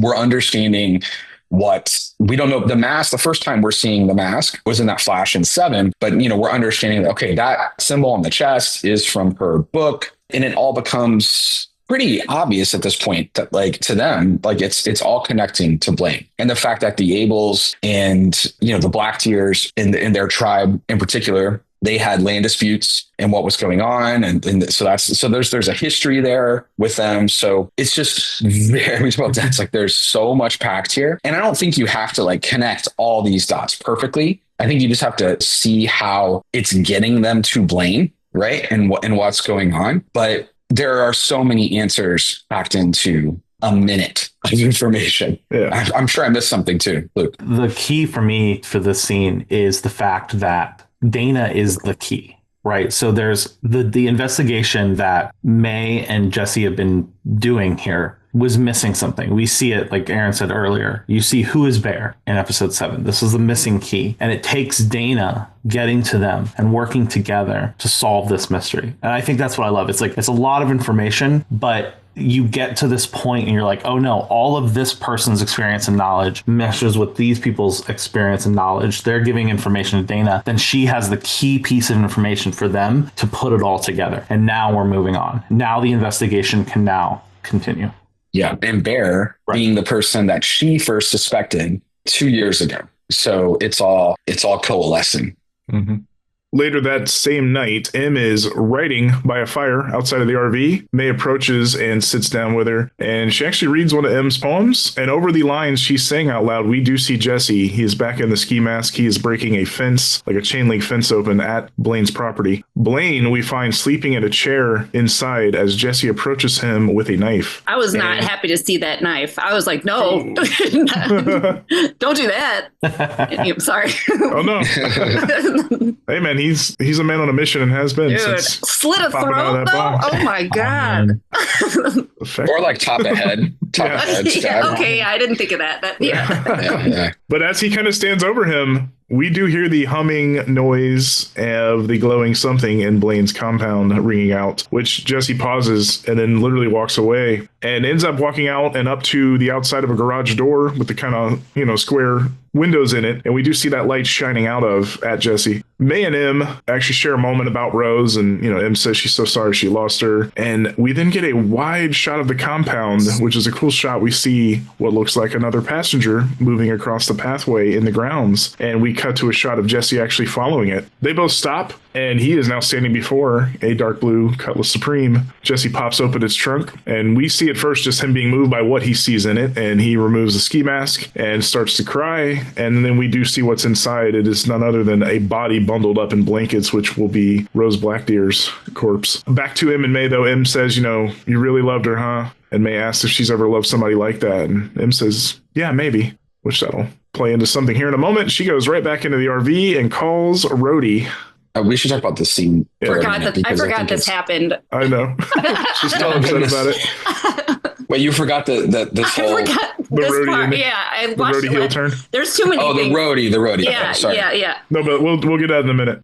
I mean, this montage in particular, number one, ton of props to Luke and Tim Seeley, who wrote the poem that's there, which is really beautiful. Some of the other poems come directly from the comic, but this was a new one that was written for the scene. Yeah, just Luke and Tim wrote something really beautiful. And we had to read it a couple times because we wanted to actually make the scene a little longer and to show more and more cross-cutting. And I will say what is written I think those words are poignant, if I may, in regards to both M's journey and Jesse's journey and how they parallel each other. So take that for what you will. And yeah, and we played with this whole intercut a lot and trying to figure out like how this could work. And more props to Luke when he had this song. It's a Haven song. What's the name of the song, Luke? Throw Me a Line. Throw Me a Line. Yeah. And I had listened to Heaven before, but Luke had this idea of like, oh my God, this is the perfect song for this. And then I heard it. The first version, it actually didn't have lyrics. And then we put them back in, kind of like re-edited the song. And it kind of became like a big swing for us to get this song and to do this montage right. And I'm so glad that we did. It is truly top 5 moments of the entire season, if not top 3. I think it's just absolutely beautiful. And the way that it kind of culminates and, just in the cinematography, I love that profile of Jesse walking up to the garage and the lights that are coming through. And then from the inside, and we kind of added this reflection of the passenger there looking at Jesse as it's looking at it. And what we're doing now is we're starting to establish a connection that is, you're going through what happened with Jordan in 6. And what's happening here. And like this passenger is leading Jesse to the body. And why? What does that mean for that to do that? Right. And I think that's just a question that people should sit on and think about. And then and especially what Jesse says at the end when they do combine together. Here in just a moment. But this whole sequence, I just think is really, really special. The music, the editing, the cinematography, it all works. And then in particular, Brandon Oakes, just with like the most prosthetics you could ever have on a person, crying and emoting and with no words being said. And it is so unbelievably heartbreaking, and he deserves the world. And I hope people watch Jesse in this or watch Brandon in this and give him all the jumps. Yeah, because he's a gift and just the sweetest person, super funny guy too, by the way, like impossibly funny guy. He's great. And Luke was very instrumental in getting this scene where it needs to be. And I'm very, very appreciative of all Luke's work to get this scene where it is. We talked a lot about this in the writer's room. And I remember this was a watershed moment for us to say, it was proposed, like, what if Jesse finds the remains of Rose? And we're like, whoa. And it was important for us because these stories don't end like this, right? We see this all the time. This is missing Indigenous women and they stay missing. And it's a tragedy. And the benefit of story is you can kind of change that a little bit. And we wanted to do that. That was a deliberate thing we wanted to do, is give closure to Jesse and to Rose and to let them move on. That was very important. I remember giving the script to Jim Terry, was our Native American consultant on this, who helped us kind of make sure things were accurate and sensitivities inherent in there. And he thanked us. He was like, this means a lot to see this, because you don't see it. And so it was just very important for us, and we felt, still feel proud for this moment. I think it's a beautiful moment in the story, and it's a beautiful moment for us to be able to do in telling the story. So. Yeah, we will jump back to it in just a moment. After what M kind of answered to May's question, she does go back in the RV and calls Rhodey. He answers from inside a vehicle. He says he escaped and that she should actually come with him now. They have to get out. They have this drug that really messes with revivers, and she should come with him now. And he is acting a little out of sorts, and M feels like she's picking up on it a bit. She says she cannot right now because she's with her sister, and they are so close to figuring this all out. He asks if they can at least say goodbye, and M considers and says yeah, and thinks about it. She says, just meet me past the camp by Unity Drive. We jump to, before the end of Act 5 here, we get a quick scene of Tyler running in and waking up Blaine, saying the angel's gone. And Blaine kind of comes to and runs down the hall screaming, "What did you say? Where is my angel?" As we cut to black there. Yeah, I love the energy that Og brings to that, of like, because this is their whole plan, right? Is contingent on this angel, quote unquote, as he calls it, the angel. And by the way, you're starting to see how these are all cementing, right? Revivers to him are demons, and these creatures are the angels. So he had an angel, quote unquote, one of these creatures in his garage. And if you listen to the sounds in 7, which, by the way, what happens to Wanda in 7, you might get to see a little more in a future episode, FYI. But you can hear there's chains, there's something being pushed, there's mechanical stuff. So there's some things going on there. This is captured. And when Tyler goes through that room in episode 5 and reaches his hand up, that's burning them. That's how they're branding themselves. That the angel, the celestial, still called in the future, is branding them. He has it, but this is Jesse's, quote unquote, if you want to call it that, tied to Jesse, it feels, and Jesse releases it. But anyway, making sure this is all kind of coming together. People are understanding. They're connecting some of these dots. And then what does that mean for Blaine going forward? Because this was part of his plan. When they're looking through some stuff, like you're getting some information, and that'll episode 9 will go a lot into that. But yeah. We do see Dana open the RV and not find Em in there. She asks Dawn where she is, and Dawn has no idea, which prompts Dana to walk off. Up walks Jesse with Rose's bundled body in that big blanket, and May is just in shock. Jesse says, "You were right, Uncle." And Dawn says, "I knew you'd bring her back." And on a shot of Rose alive at the bus stop that night now, we hear her struggle, her scream, and it was none other than Aaron, who had harmed her, who had slammed her head into the passenger side window and dragged her into the car. And he then gets in the driver's side, pulls out his phone and makes a call. And Aaron says, "He got her. I'll meet you at Moore Creek." And I'll wrap up real quick here and we'll pitch to you guys. But Jesse, Dawn, and May are now standing in front of the fire. The noise of the passenger rings out. May asks what that is, and Jesse says, "It's calling me. I'm ready to go." And a shot of Jesse standing before the passenger now, who says he's ready now. And much the same as how we saw with Jordan, he becomes one with the passenger and they disappear. And Em, now in the woods, Rhodey does walk up and meet her. They kiss, but again, something is off. "What's wrong?" she asks. He says he is so sorry. And Em takes a trank dart to the neck. And we do hear some agents stand over her saying, "Target is acquired," as we end episode 8. To be clear, Shawn, I believe that this is the Devil's Lake Impaler shooting a blow dart, which we did in Scare Package 2. Deep cut for Scare Package 2, folks out there. Oh my God. Okay. A lot in this last. Definitely. Yeah. I'm trying to think of like where's the best place to kind of start with this. Yeah. Because I love just so emotionally wrought when he brings her in. May drops the mug.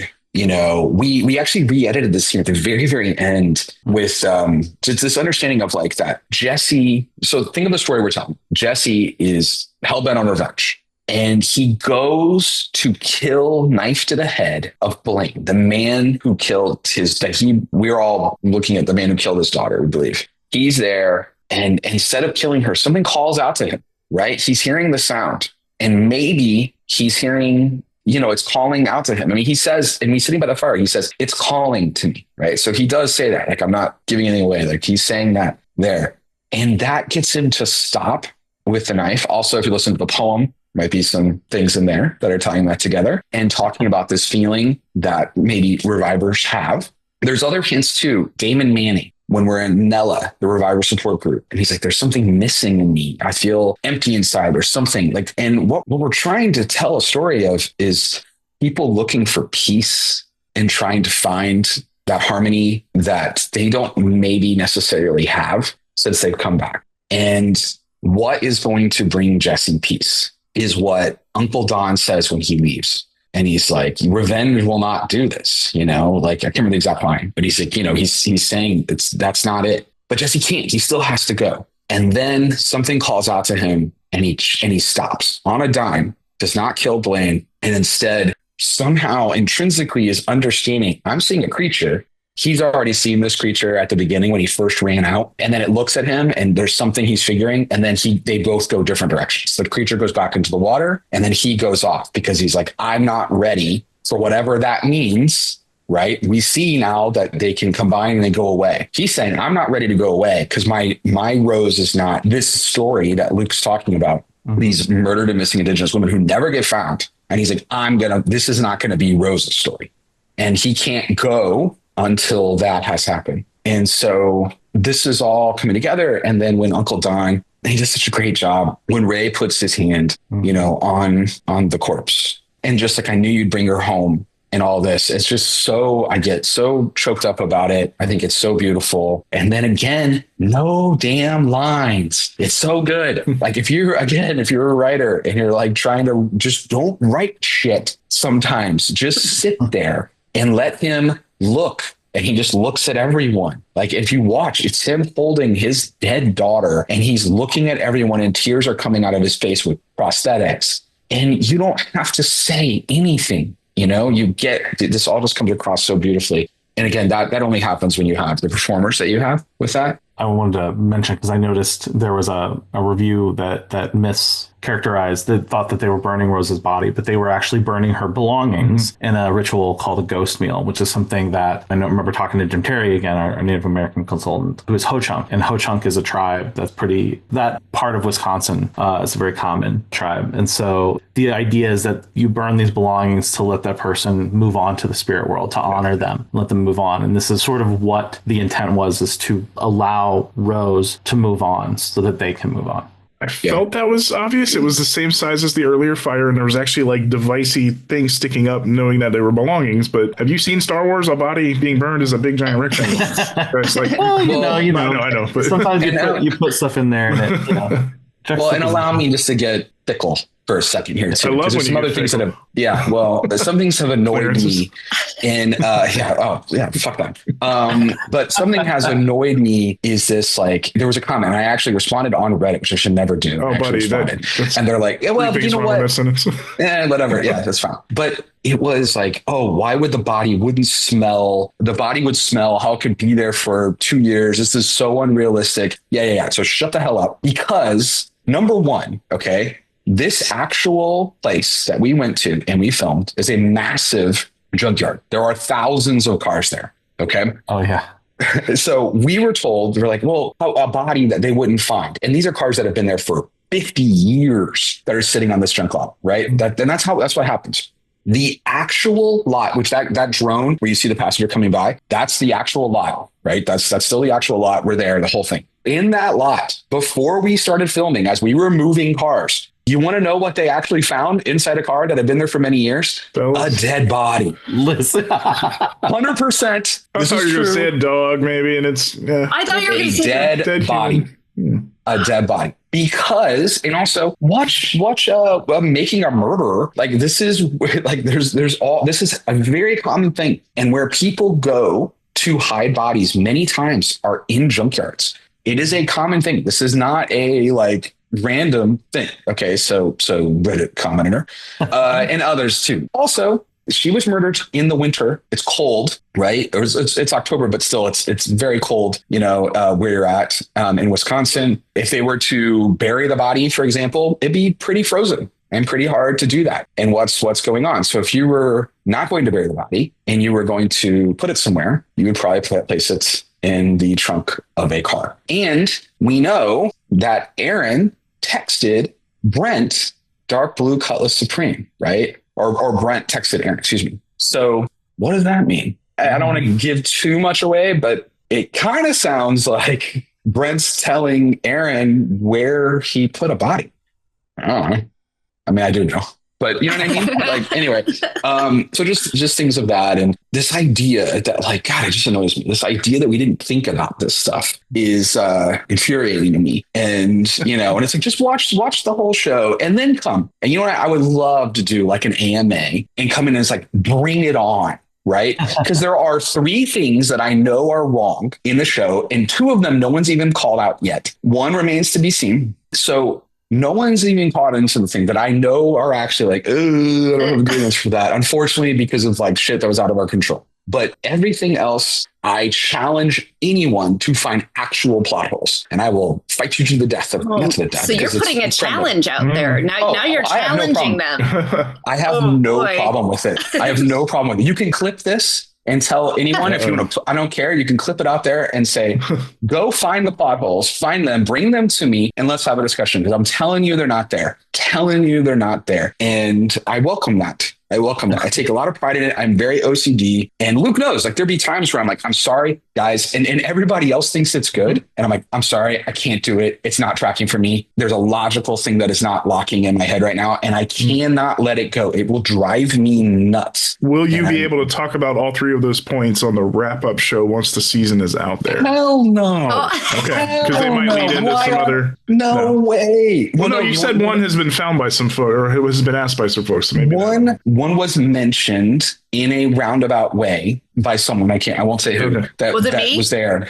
Was it me? It could have been. It could have been. It could have been. You're in the zeitgeist of all this. But no. So real quick, what I will say, because this is a long episode, it's so much. Thanks for everybody who's taking the time to go through all this, for those that care enough. But it's very dense. There's a lot of things going on. But I will say, I will never say what those things are, because we still have seasons, hopefully. That's what I was saying. You can still. And one of my favorite things is the end of Paranormal Activity 1, when there's a thing where there's that picture that's in the attic in Paranormal Activity 1. And it's like, I'm like, everything in this movie makes sense except for this. This makes no sense. Then that picture in the attic becomes the entire plot of Paranormal Activity 2, and it explains it brilliantly. So I love the idea that we can still, quote unquote, fix remnants with things that we want to do. So we're going to try to do that. Because I, even if no one ever catches it, I want to be able to, with a straight face, like Ryan Johnson did this after Looper, and all these people were like, whatever. And he's like, bring it on,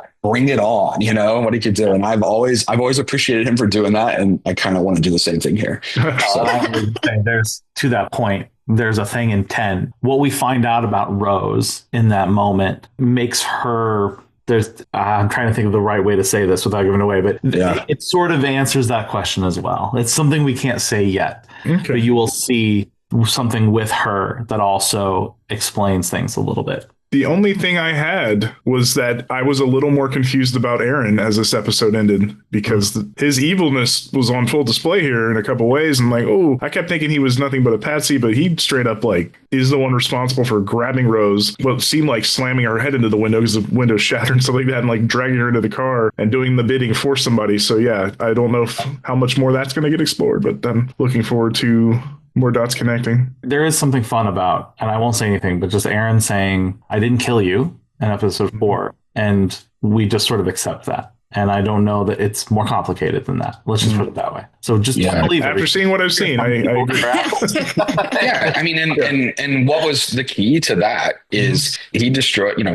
we actually were going to shoot the fight that ended up getting cut. So kind of bummed about that. But she's like, they're there. He puts a rag over her face the same way that he does with M. They have a fight. She kicks the window actually, and there's this and that. And then she actually gets out of a car, then collapses, and he's able to drag her back in unconscious as she's coming back in. And that was what was originally written, and we had to kind of cut for time and money and stunts. But I do think what's important about that is like, oh shit, yeah, piece of shit, Aaron. 100%, no doubt. We already kind of know that. I mean, he still took her on the bridge. We know that, and took her into the woods. Also, when she's like, this is where I died, you now see Aaron's face for a second in 7 through the water, right? So that's also part of it. But what he's doing is he's making a call to someone and saying, I've got her. Meet me at Moore Creek. So Moore Creek, which is where they both died, right? So he's clearly working with someone at Moore Creek. And now there's the masked. So really at this point, I think what the answer you really want to try to find is, who is the masked person with the pentagram on the chest? That's really what this is. And I can tell you it's not Aaron. So we've seen them framed together in shadow. Yeah, exactly. My only question before we wrap up here was, Ibrahim does not show back up with them or be seen in this episode. Was there a draft where you do have him come back around, or was he just sort of dismissed and like, we got this, we got her, they're safe? Are we going to understand that in episode 9?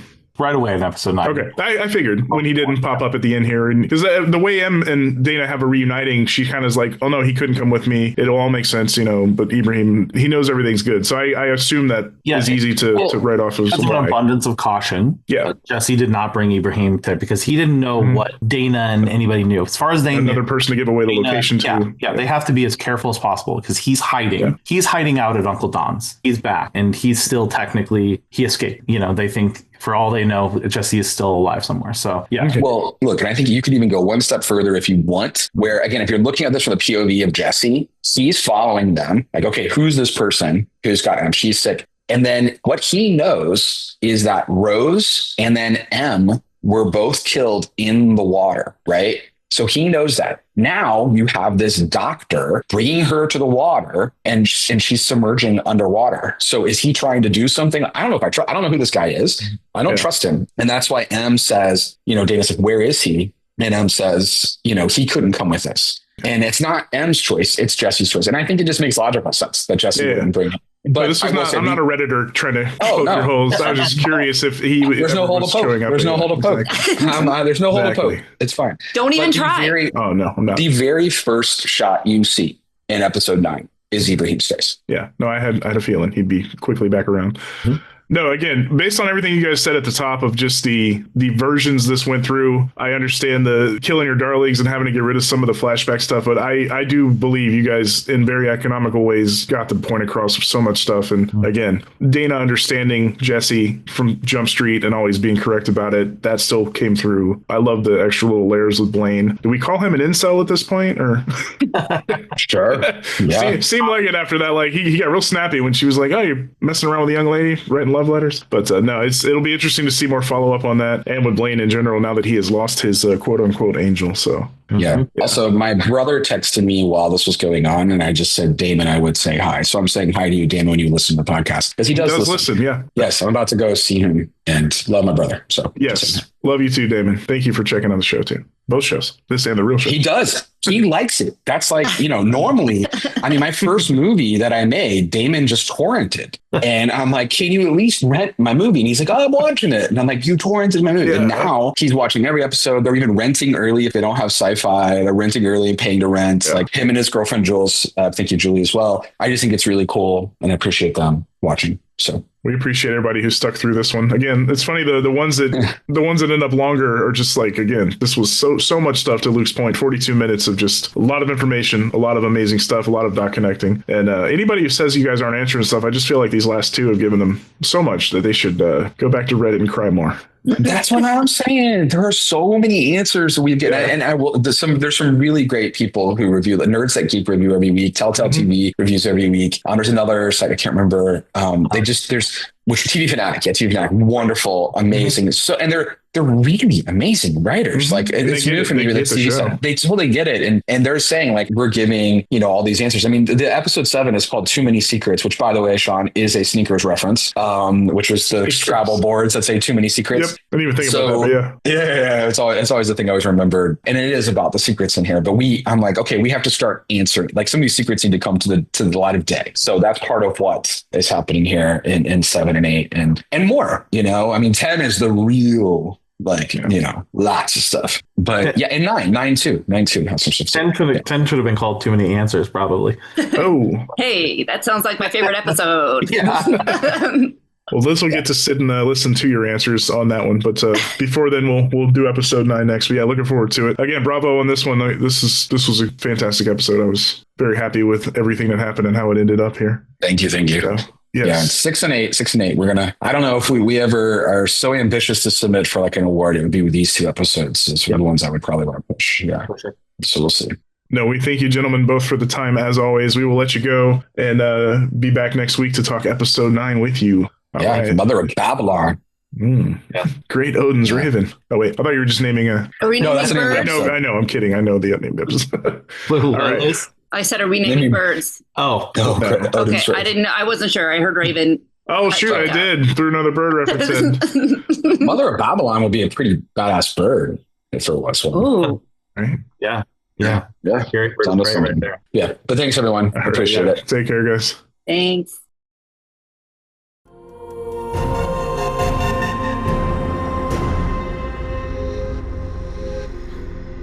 Thank you again to the gents for the discussion on episode 8. We're now moving to a chat with a pair who stole our hearts in their own ways in said episode. First up, she's an actor, a writer, a filmmaker who you may know from series and films including Netflix's The Recruit and The Umbrella Academy and The Voyeurs on Amazon Prime. But if you're listening to us now, you certainly know her as reporter May Tao on Revival. Please welcome Katharine King-So. Welcome, Katharine. Hello. Nice to have you here. We are also joined by an actor who started his career as a dancer, touring and performing across North America with several indigenous and non-indigenous dance companies. You may have seen him in the film Through the Black Spruce or the series Digstown, both of which garnered him Canadian Screen Award acting nominations. But again, if you're tuning in here, you will know him as Jesse Blackdeer, aka the Masked Man, aka the Burn Man on Revival. He is Brandon Oakes. Brandon, thank you also for joining us here. Hey, what's up? Thanks for having me, man. Yes, happy to have you both here. And what was a very emotional episode. We got in deep with Aaron and Luke about the full recap here. But before we jump into Revival and the episode specific, we do like to kind of go back to the early days before jumping in. We ask guests usually, was acting always the path for you? Did you have dreams of being something else before acting found you? I know mentioning your bio about dancing, Brandon, we'll start with you. But when did you kind of make that pivot, or when did you know acting was for you?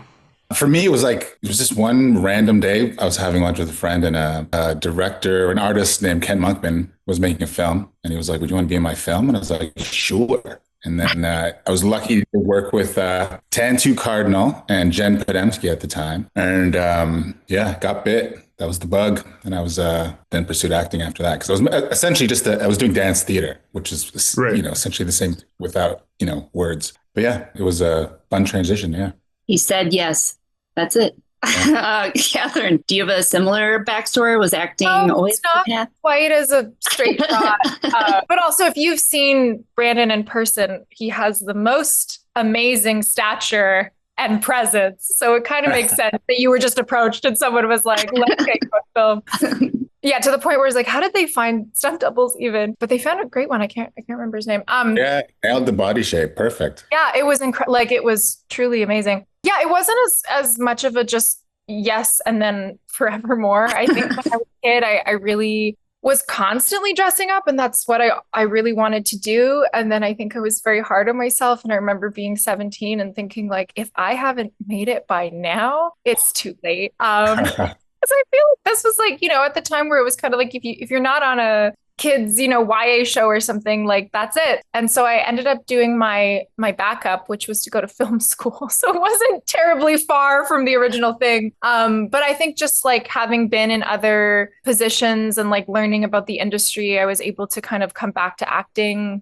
with more of like a full perspective and taking things less personally and, being able to do it as a job. And yeah, just rediscovering it after taking like a few years off for school and stuff really gave me like a better perspective. And now it's like the most fun thing ever instead of something that, you're just constantly in your head about. So yeah. And I also think just understanding like the whole industry and being able to write and see where you fit in as a very, small piece. I mean, especially in this show, like truly of this incredibly huge puzzle that is, really vast and we're constantly trying to piece together. I think it's good to have that perspective for sure.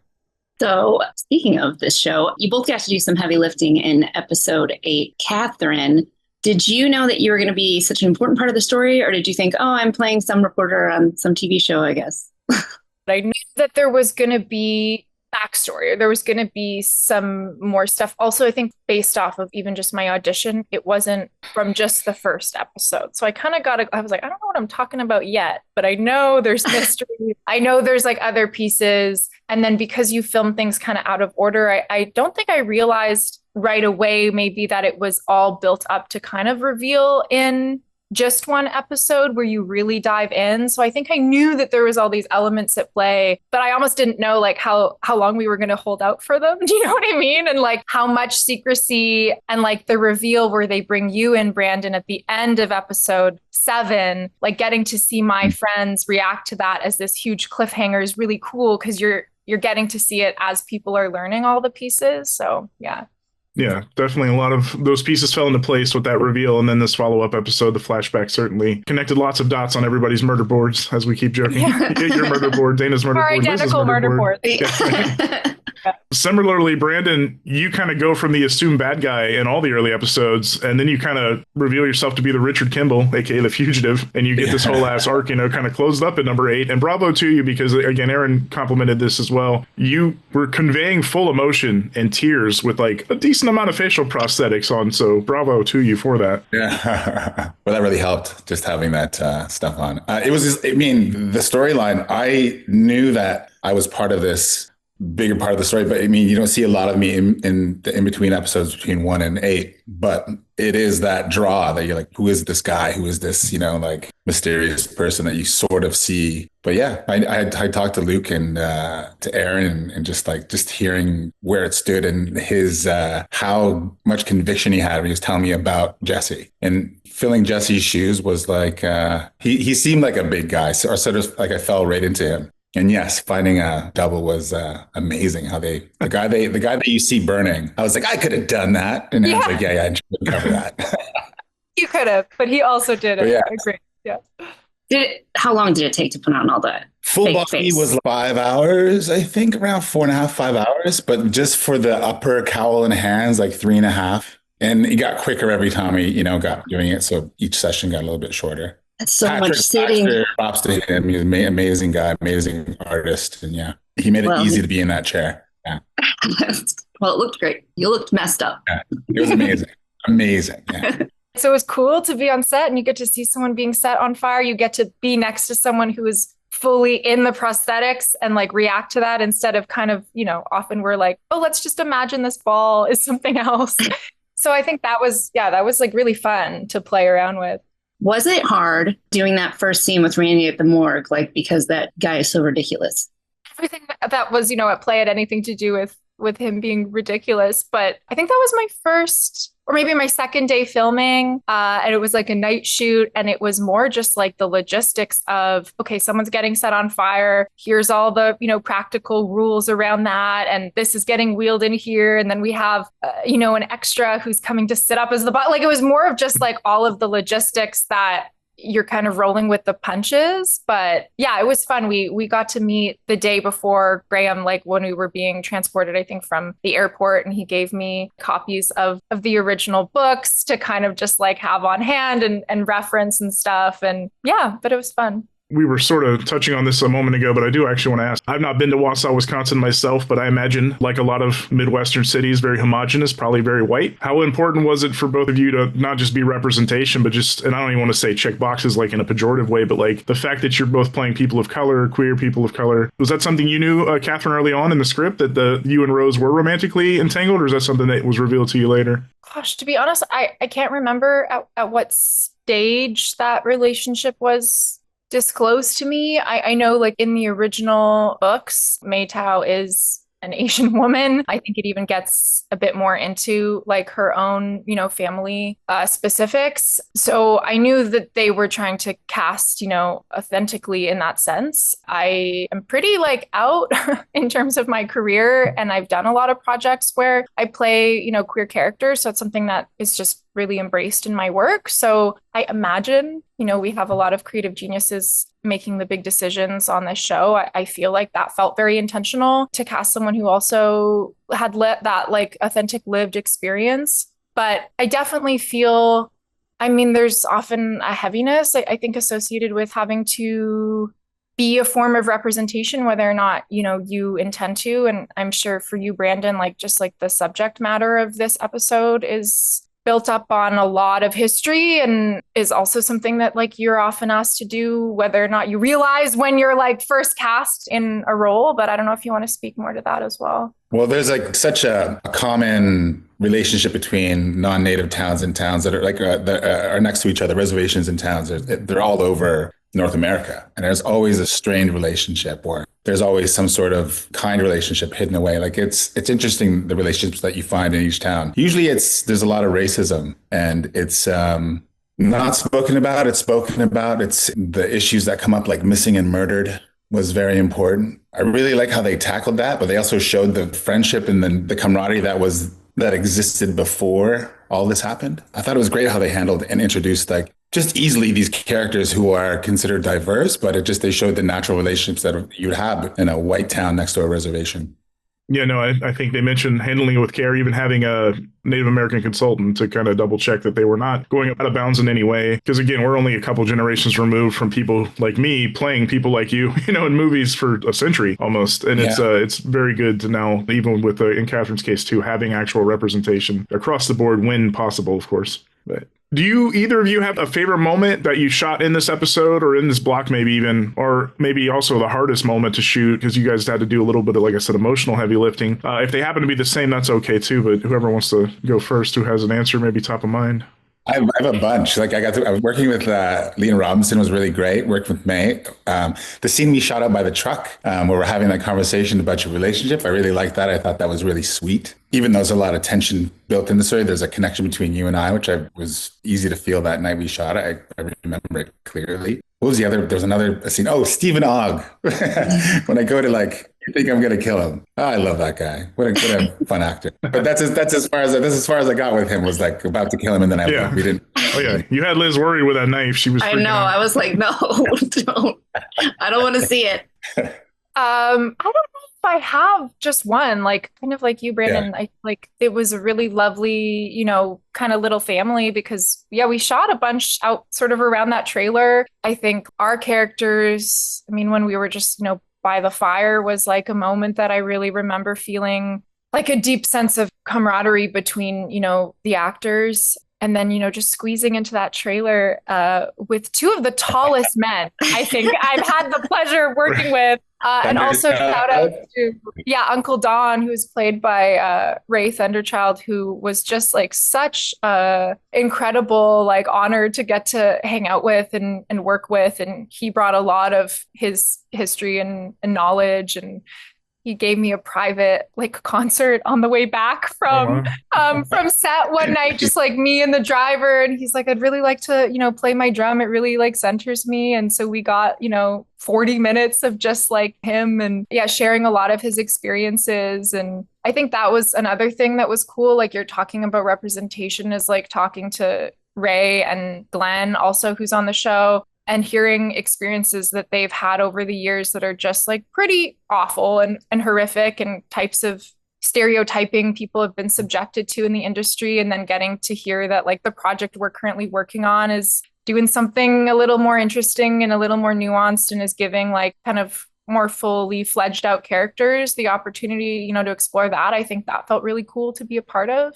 You don't always get that. Sometimes it's a paycheck. Sometimes it's really interesting work. And so, it felt like really, really cool to connect with a lot of people on that set. Yeah, it was easy to cast because even with the makeup and everything, it was really uncomfortable to have on, because when you wear the latex and you're out in cold air, it makes you very cold. It just, you drop really instantly. So having just the cast around to distract you, and it was amazing how I just forgot what I was in, to the point where I had to remember I was wearing a mask, because you know what I mean? You're talking to somebody with a crazy mask on. I think I look normal. I'm like, hey, what's up? But everybody made it really easy. Sound like everybody had such a good time on this show. Everyone we talked to. Speaking of everyone we talked to, we have been asking this question and gotten some pretty cool answers. So we're just going to keep asking it. Do either of you have any hobbies or interests outside of acting that might surprise people? Or are you too busy? Like, I think they're kind of common. I mean, paddleboarding, that doesn't surprise me. I think everybody sort of does that. I groom my own dog. Hey, you're a beautician? There you go. Great dog also. Shout out. I used to be a hairstylist, actually. Yeah. He's right here next to me. Oh. Yeah, back in the day, I started out I did hairstyling at Viet El Sassoon when I was young. What? You just went straight to the top? I was like, isn't that funny? Yeah. Yeah. Then I was like, no, this isn't for me. What's your dog's I'm name? looking for a more man. His name is Bruno. Bruno. Hi, Bruno. Yeah. Katharine, anything out of the ordinary? I love to cook and eat what I cook. Yeah. Got a Bruno sighting. Nice. My dog's not here right now. Dog looks well groomed. Yeah. Yes. Yeah. Just got groomed. I just did him. Nice. We also groom our dog ourselves, but all of the credit goes to my girlfriend, not to me. So I can't even claim that. No, we were just curious. We had struck gold when we asked David James Elliott, and he started out saying like, "Oh yeah, I work out and I play golf," and then he kept talking, and he's like, "And I rescue birds, exotic birds." Like, he had an alligator lizard. Yeah. Found a bird on the golf course, rescued it, found some cockatiel on a guy's shoulder, and the guy didn't want it. He took it. So yeah, just who finds a bird on someone else's shoulder? Pet detective. He's a pet detective. That's what he is. But it sounds like performing was always in kind of both your natures, as in your youth, and again, dancing, dressing up, however it was. It's funny, you mentioned how many giant people were on the set, and I just started thinking back now. I'm like, the two Czech brothers were enormous. David James Elliott himself is enormous. We have Brandon, Uncle Don. So yeah, it was Land of the Giants, I think, on that set, especially when some of the women were so tiny. Like, everyone, all the guys are like 6'2" to 6'5". Ben's teeny tiny, or Romy, excuse me. Romy is really holding her own because she is tiny, and she's really, head to head with a lot of these huge people. It's like Apple Box over here. Well, that's why we said it looked like Spider Monkey when she jumped up on the check and was killing it. She's like, she had to mount him, literally climb up to start stabbing the person. So if not hobbies, another thing we do ask sometimes is, do you, each of you maybe have like a dream role or a dream project out there? Maybe a genre you'd like to play and you haven't had the chance to? Or is there a particular like real character you'd want to play or something similar? I would love to play twins. Oh, yeah. Wow. I think it'd be fun. I'll be a twin. Because you have to have two different personalities. I feel like that would be a fun way to kind of explore like the nuances of movement and like, you know, your personal tics and all of those things and really have to, you know, segment it into two people. On the episode where we reveal that Brent has a twin brother, no less, and we speculated will there be an evil twin version of Brent. Right. Yeah. Yes, that's a what good I was answer. I thinking. like that. Do you have one, Brendan? Yeah, I guess so. I mean, I'm sort of working on something because if you want it, you should make it. So I'm kind of working on something right now.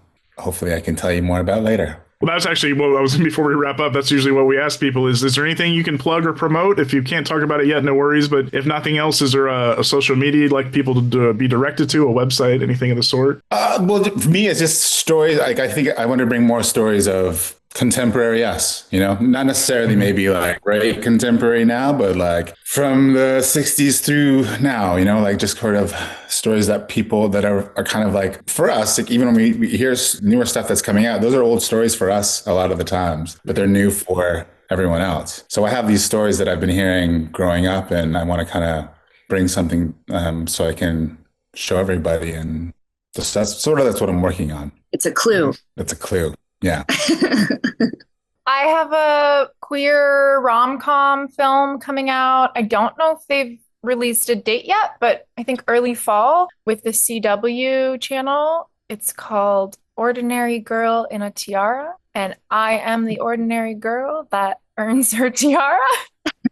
So there's some fun stuff in there. And yeah, I feel like that's all I can kind of talk about at this point, but also working on projects and yeah, I get to go back. I was shooting this series. I was shooting another series called The Trades, which I get to go back for season 3 this year, which is exciting. Rack up another one of those CSA nominations, it sounds like. But no, we look forward to seeing you both in much more things. And again, bravo for both of your parts with episode 8 of Revival, which again, if you saw any of the social media reaction, lots of tears, lots of crying in this episode. You guys definitely made an effect on the audience in this one. A lot of beautiful moments between both of you with Rose and even together, in this episode. So fantastic. We were so grateful to have you take the time here to talk to us about it and a little bit of your backgrounds as well. So again, thank you so much, both of you, Katharine and Brandon, for taking the time. Thank you. All right. Thank you.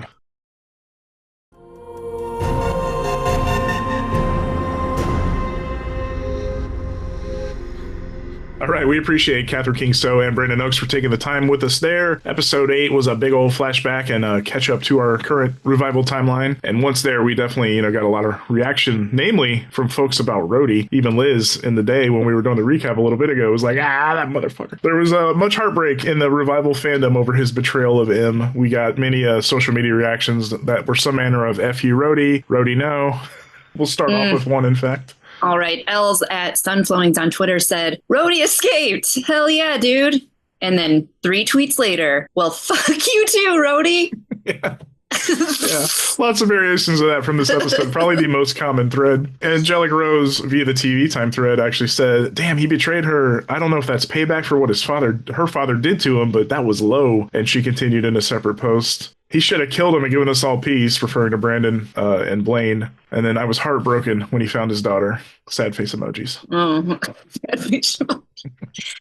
It's just Jade via TV Time said, I love a flashback episode when it's done right. And OMG, this was so damn good. I love that we got so many answers and even more questions and how it tied back to the present. Gosh, I wasn't expecting to cry that much. Also, we trusted you, Rhodey. WTF. We all did, Rhodey. At Dana Cypress on X said, all men except Uncle Don, Jesse, and Ibrahim are absolutely canceled. And Wayne is on thin ice. That's true. They're about the only 3 that haven't done some bullshit, right? Yeah. I mean, per capita, that comes out to about right. The math works. Yeah, JV Jameis on Twitter said, wait, did Brent just say he has a twin brother? WTF? Are there twin shenanigans going on here? Is there an evil Brent and a not evil Brent? That's what I said. Hashtag revival. We have named him Brant with a D, by the way. Everybody. So yes, the answer is yes. He exists in our fandom. Yes. He's we have alive and well. this whole thing now. That there's an evil Brant running around. Ear flaps down. It's I was going to say, I couldn't remember what you said. I think I said ear flaps up. It's Brant. Ear flaps down. At Stay Tuned 3 on Twitter said, wait, is Moore Creek like the river? Styx, but in reverse. Hashtag revival. That's interesting. Okay. I like that. Speaking of theories, KNYX or KNX on the TV time thread said, I'm kind of lost again. Who's Brent's twin? Is it Aaron? I have no idea. That'd be something. I feel like that's something I would tweet. Are they trafficking women, or is Aaron just being a serial killer with someone else? It seems to me the experiments with the angel began long before, and the deceased have something to do with it. Perhaps someone has another creature hidden. Also, is Tyler a reviver? I will say that's a question that has been asked a few times throughout the show based on his behavior, and we will see. But hold on, is Aaron his twin? No. I think he can be. Okay. Twins typically would look a lot alike, and I want to see. I know twins Mark that don't Little look playing. alike. I know, but I want to see Mark Little play. Okay, I mean, I want to see a slightly different facial haired version of Brent. That you don't notice at first. Wait, maybe Katharine could do it. That's right. She really wants to play a twin. She didn't say both. You're right. It could be. I do want to say, too, like, I did see a lot of people, complaining about M's decision to go meet Rhodey. We know he's being suspicious by what we're watching, and she does sense something's off. But again, he has not betrayed her trust to date, and she had no real reason beyond vibes to not trust him. So, people always say they can't stand when characters do these dumb things in movies and TV, but like, that is what people do. And especially to people who they're smitten with or in love with, they're going to kind of believe them. And again, he had not yet given her a reason to distrust him. So that's the end of my rant. So I've seen a lot of people being like, "Em, you stupid mother." I mean, yes, people do that. Yeah. Human nature. And again, he had not given her a reason to date. In fact, he'd done so the polar opposite that she would be willing to go meet him, as dangerous of a move as that was. And I'm sure we'll get the fallout from that next week, when we'll also see Ibrahim and others, General Kale, the military in town. Lots going on still to be talked about, resolved. And we're already at the penultimate episode next week. It's crazy to think we're already at episode 9. So I'm looking forward to seeing how it unfolds. As we talked about earlier in the recap, like, Liz and I do not jump ahead. We actually do watch this show week to week. So we're a couple days ahead of everybody, but that's it. We do not skip forward, and we do not know anything more than the folks, though, once these episodes air. So, you know what that I did do last night, though? I rewatched episode 1. Ooh, just to see some tie-ins. Yes, and they are correct. I am stupid. I missed so many things. Yeah. But again, it's things that their point was, these are not innocuous scenes. So on rewatch, you might be rewarded because, yes, they might seem something not to be remembered, but then later on, thanks to the previously ons and the flashbacks and whatnot, you'll go, oh, that's why that was that. Yeah, that's why May's character was acting out of sorts. And it's weird how it gets past you the first time, and then the second time you feel very intelligent, very smart. Well, yeah. Good job, Aaron and Luke, for making Liz know, like, oh no, it was all there. It was all there. So far, Aaron's challenge remains unchallenged. He's like, you're not going to find my plot holes. Are you going to post that? I think you should cut it into just its own thing and like a headline. Aaron wins again. Speaking of he and Luke, your revival creators, showrunners, and EPs, thank them again for joining us for the Insights on 108, answering many questions, connecting many dots, as we've said. Thank you, Liz, again, as always, for helping me steer the ship and for your questions. And you're too hard on yourself. It's I'm sure if I went back and watched the pilot again, I'd be like, oh, that was what that was. Okay. You should, actually. You should. It makes sense. And yes, thank you again to Katharine Kingstow and Brandon Oakes for taking the time with us. And for you listeners, if you're still here, thank you for tuning in. We'll do this once more, twice more, 3 times more. We'll have a wrap-up episode. But we will discuss episode 9, Mother of Babylon, next go-around. For Aaron, for Luke, for Liz, I'm Shawn Talley, someone who will get to the bottom of this Brent with a D, Gunderson nonsense. Saying we'll see you back here soon. Bye. Shithead. Keep trying that till it's not funny. It's always funny. I'm never expecting it.